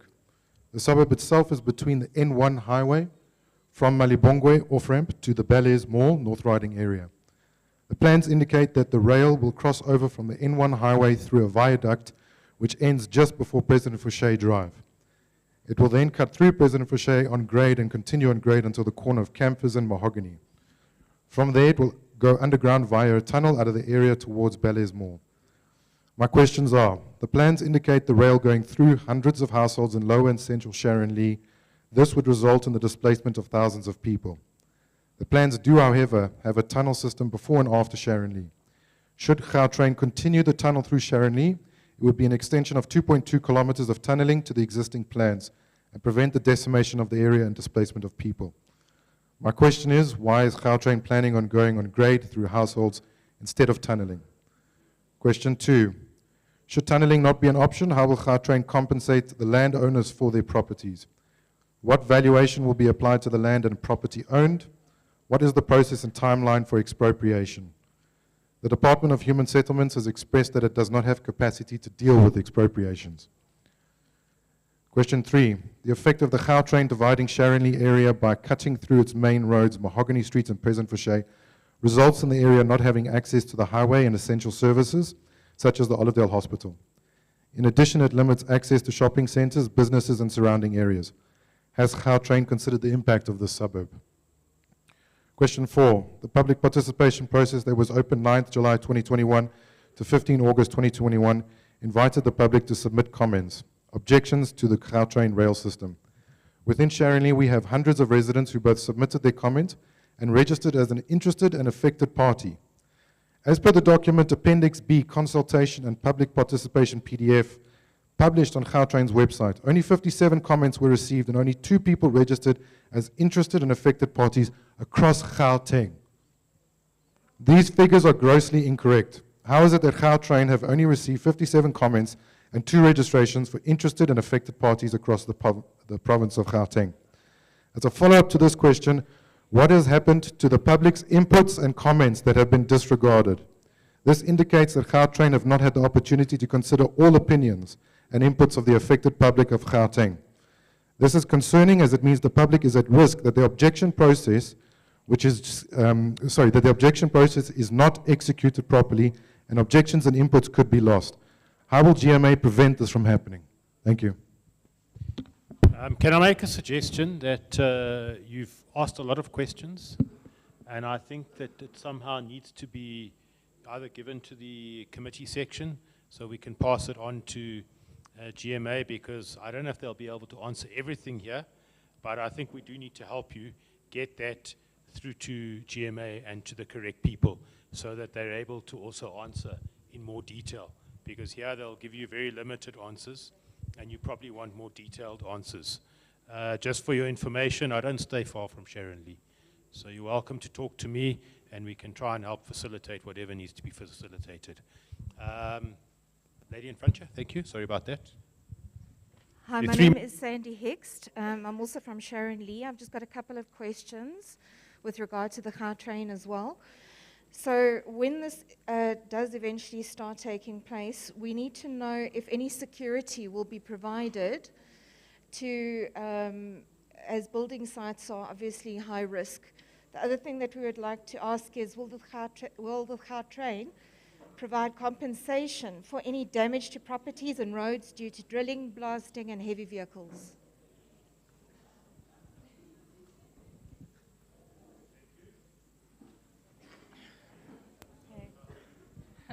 Yes, there's a group of us from Sharonley. I'm a resident of Sharonley, have been for over 20 years. My name's Catherine Marini. I would like to compliment Mr. Ladwaba. Thank you for your comments on Gautrain. This has been a community in existence for over 20 years that I have been there. We have built up a huge community, excellent security. I work in real estate. Since that was gazetted, my business is now closed. I cannot sell property in Sharonley. My house sits on the buffer zone of this land that is to be expropriated. How do I sell a house to somebody coming into Sharonley? Oh, by the way, on your back garden is Gautrain. There is communities out there that need so much infrastructure, the schools, the roads, and all the government departments in education that need to be upgraded. And I am a citizen that pays my rates and taxes, and now I am facing my suburb being cut in 2. I cannot understand why you're taking an under tunnel with Bel Airs and the school, and then you're cutting right through a community. It is wrong, and I plead with Gautrain, please reconsider the route that you are taking, because you are destroying families, communities, and businesses. And we are the people that pay the rates and the taxes so you can fix problems in our communities. Thank you.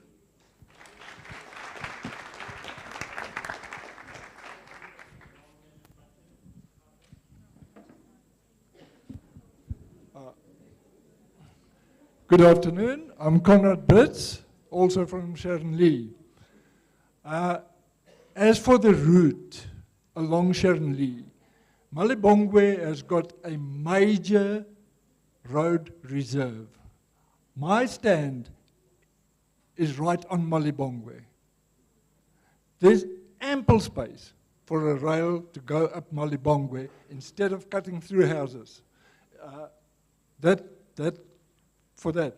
As for hash, I'm sure hash should be treated as a project with a timeline, cost, and quality and managed as a project. That way we can see that there's an end to consultancy services, because an open-ended contract for consultancy services it's a no-go, finishing clause. Your portal app, I think it's a brilliant idea. I would just like one change to see in that, is that within your app, you have create the algorithm so as to, because you can't have a truck driving to Krugersdorp and then to Sharon Lee or wherever, but to zone areas and say, okay, this is a maintenance area, we will fix, and show it on the app so that I can get feedback on the app. This is when I expect the potholes to be fixed. It can be done, and it is fairly easy, just a bit of think work. Yeah, that's basically it. Thank you.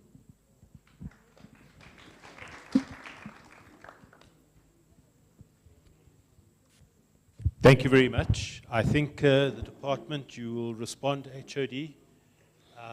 There's a collective group of matters relating to Gautrain, and then there's matters that relate to issues that affect this local community.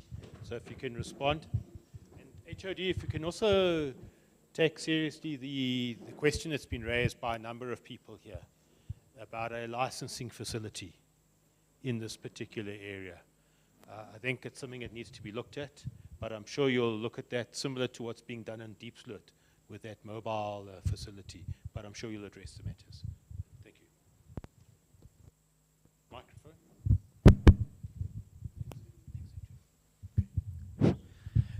Chair, thank you very much. Chair, exactly like how we have expanded the capacity in other DLTCs and where we have asked the city of Joburg to bring in mobile units to support that, we're going to do that exactly. We will just go back and verify the current capacity in those offices and see how we can assist. But of course, we have heard the challenges and we're going to bring in some of the capacity.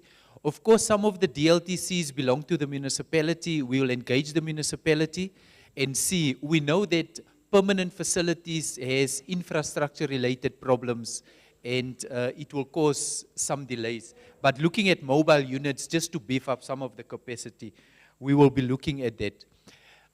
And yes, the walk-ins only start, should I say, it ended on the 31st of May, but the request slot works very well. So, and the problem was with the walk-ins, in fact, our MEC, and because we do have the online system, the MEC was, and us, we were not keen because people book, then people walk in, then people get assisted.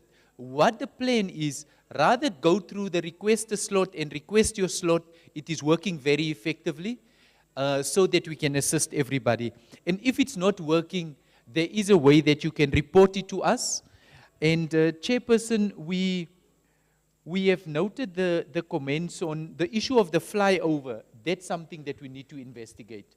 Whether that's still in our design area or not, but we issue our newsletter on a weekly basis. We will just check where it is distributed, because some of these questions require some further investigation, and we will then get back. We will actually publish some of those in the newsletter as well. We have started last week, when the newsletter was issued last week. We've given the contact details of all the regional offices, the contact details of the people at head office responsible for those regional offices. So where there is problems, they have the contact details of those people. So we will start that communication on a regular basis so that citizens have access to us. Chair, I don't know, then it's only the Gautrain questions. Of course, I think let's look at it at a high level. I don't think we should go in much detail. There's probably some work that needs to be done as well, but let me allow Tsepo to talk about that. Thank you, HOD, and thank you, Chair. And first and foremost, thank you for the comments that came from the community of Sharon Lee. I think it's what they call it. In actual fact, let me stand here so that you can see me. so that you don't think I'm hiding behind a TV screen. Now, I want to plead, and we've tried to do this and explain it clearly. Unfortunately, we ran through the presentation quite quickly. The process as it unfolds now, the process of gazetting a route just simply creates a bend, a strip along which, what do they call it? Something is going to be built. The detailed design of the process still has to occur. And that will then determine we're going into tunnel, so this is the initial sort of route determination. We have picked options for us to be able to create an affordability of, what do they call it, of project. Now, we have to get to the next level, and that next level then creates the detailed design, which determines whether it's a tunnel, it determines whether it's a viaduct, and in certain cases, you might find, I mean, I was there when, what do they call it, when Gautrain 1 was designed. And as we went through the Midrand area, we discovered that where the depot is built now, there is a frog that lives there that does not occur anywhere else in the whole of South Africa. And the depot had to be relocated. So there are small, finer details like that that relate to what do they call it? Yes, so is there one that lives there? So okay, we will come and see the one that lives in Sharon Lee. But what we will do is that I think because the process was never ever explained clearly to you guys, we are probably close to 3 to 5 years before there's actually a shovel in the ground. So what we will do is I will engage with what they call it, with our team, the marketing and communications, and the what they call it, and our reputation management team to try and come through the councillor in the area, because that's the way we work, to be able to engage you guys and have what do they call it. Because I am worried that you're telling me that you had so many what do they call it, issues raised, and they have not filtered through to the numbers that we have. So that I will take back, and I will then ensure that, what do they call it, the community of Sharon Lee gets, what do they call it. The issue of security during building sites and anything of that sort, we are not yet there.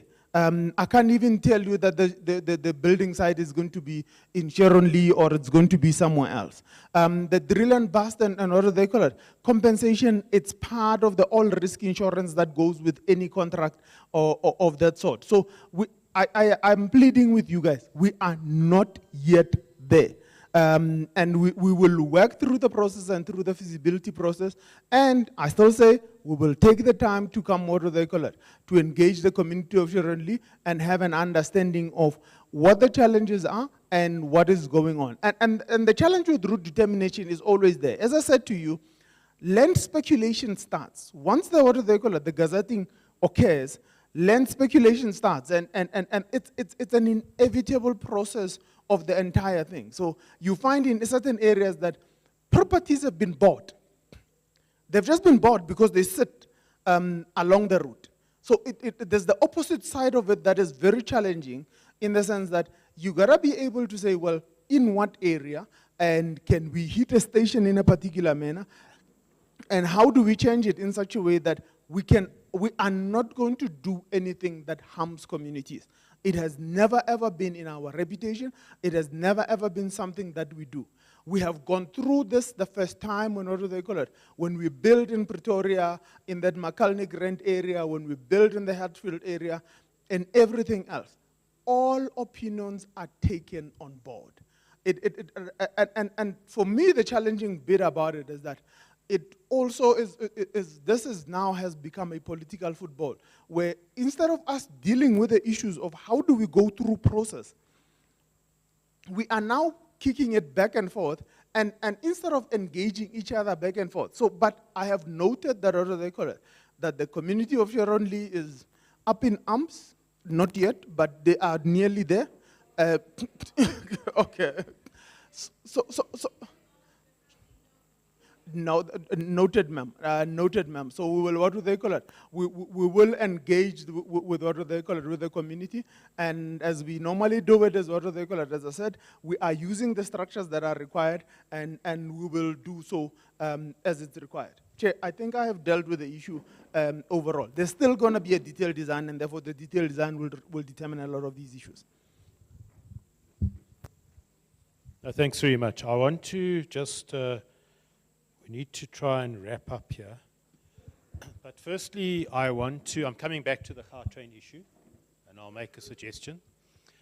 But firstly, we made it very clear right at the start of this meeting that we had two parts. One was the portfolio committee. And I think you've got a sense. This is how we work.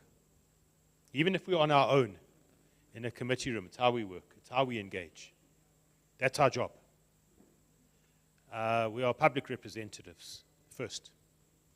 And this is part of the work that we do. So it's given you a sense of what kind of work happens in the Gauteng legislature. Because very often, we know there's a parliament, we know there's a legislature, but what they do, we don't know. And this has given you a sense. So our engagement here is not because you've been here. If this hall is empty, we would have engaged the same. Maybe we would have been a bit more robust even. I don't know. But this is what we do. So we've not come here for a show. That's the first thing I wanted to say. The second thing is that we want to appreciate the issues that you yourselves have raised. We've had a couple of engagements in other areas. And I must say, let's put Gautrain one side, but yourselves, the majority who come from Hekpoort, Tarleton, Magaliesburg area, in the main, I want to commend you. You've raised some extremely important issues that affect yourselves. In other engagements we have, we don't get this type we don't get these types of matters raised. We get very general matters, and you've raised specific issues. I've taken note. The committee will go back to the recordings, and we will make sure, and we'll follow up on these things with the department. And I think, I'm not sure, MEC, if you're still online with us, but if not, HOD, some of the matters that HOD, some of the matters that have been raised here are not massive projects.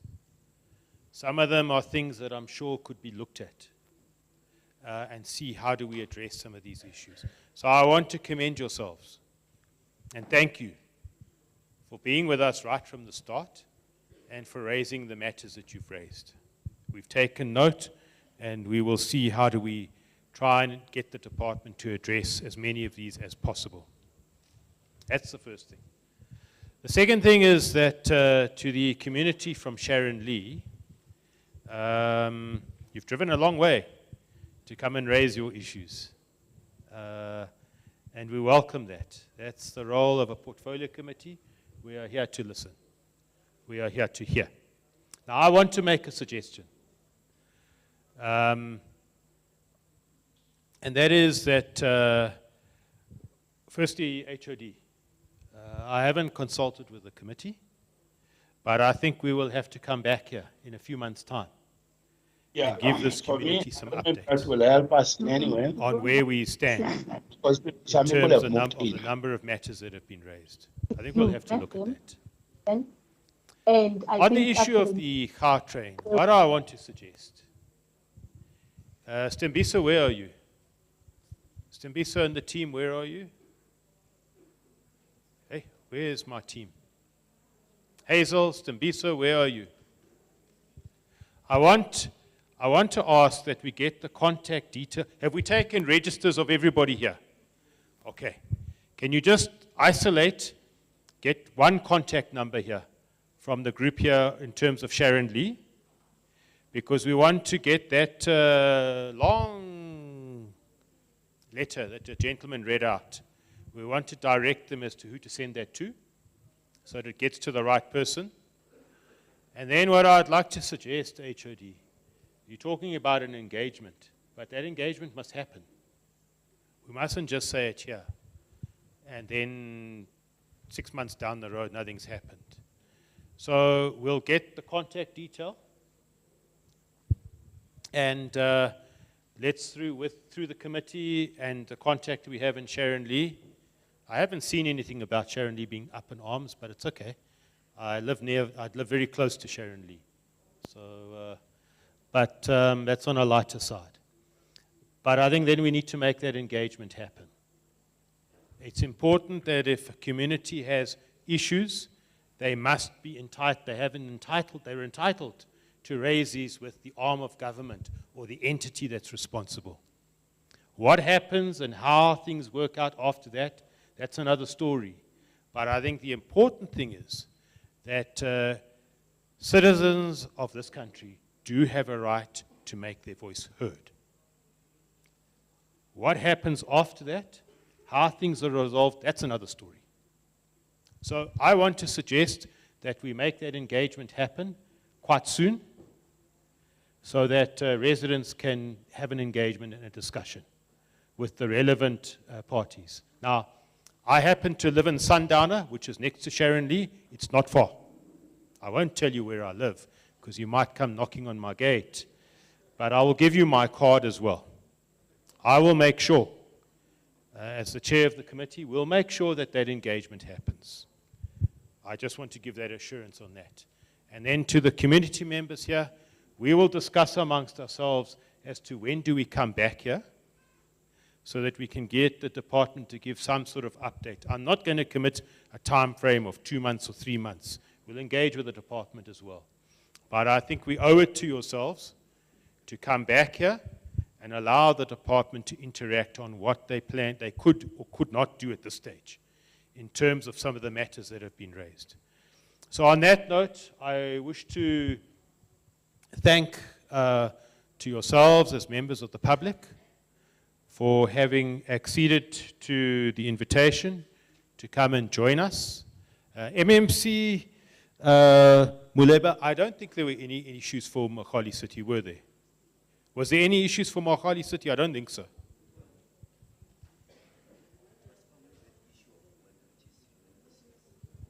Okay, let's. I just want to give MMC Muleba a brief moment to respond. He wants to respond on a matter. Do you want to come up here, MMC?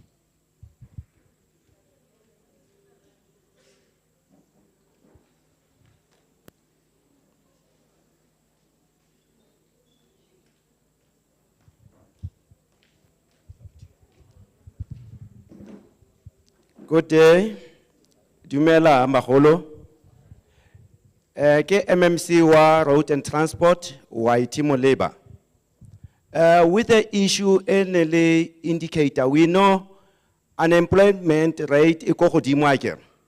Last time on Saturday, about 27th of May, if I'm correct, Councillor, Executive Mayor did allude to it, or if they are posted in Mogale City, kitaba human resource, the tlaba open whereby everyone can apply for them. And secondly, if there are projects in the ward, we've got 39 wards, and we know if there are projects, people who are in those wards are the one who will benefit. Thank you so much. Thank you, Chair.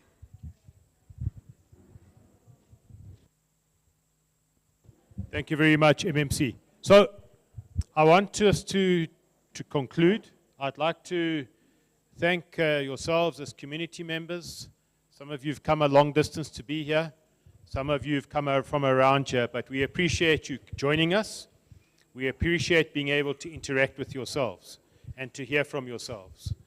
I would also like to extend our thanks and appreciation to the councillors that are present with us, MMC Moliba, Councillor Modika, and Councillor Molefi. Thank you for being with us from the start to the end. We really appreciate it. And I think it also indicates the seriousness with which you take the topics that were being discussed today. So thank you very much, and we'll continue to interact with you and give you feedback. To the HOD and your team that is with you, thank you very much for spending the day with us.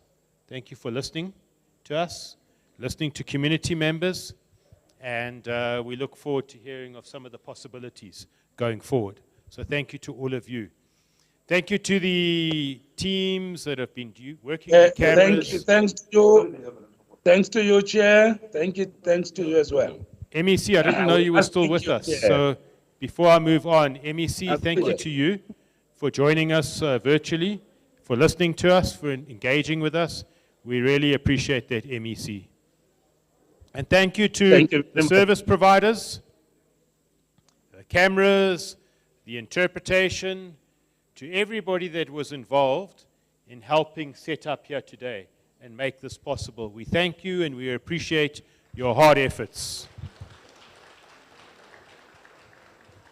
Thank you also to the caterer who will be providing lunch afterwards for all of us. Thank you very much. And then to the members of the Portfolio Committee. Hold on, hold on. Can we just take our seats?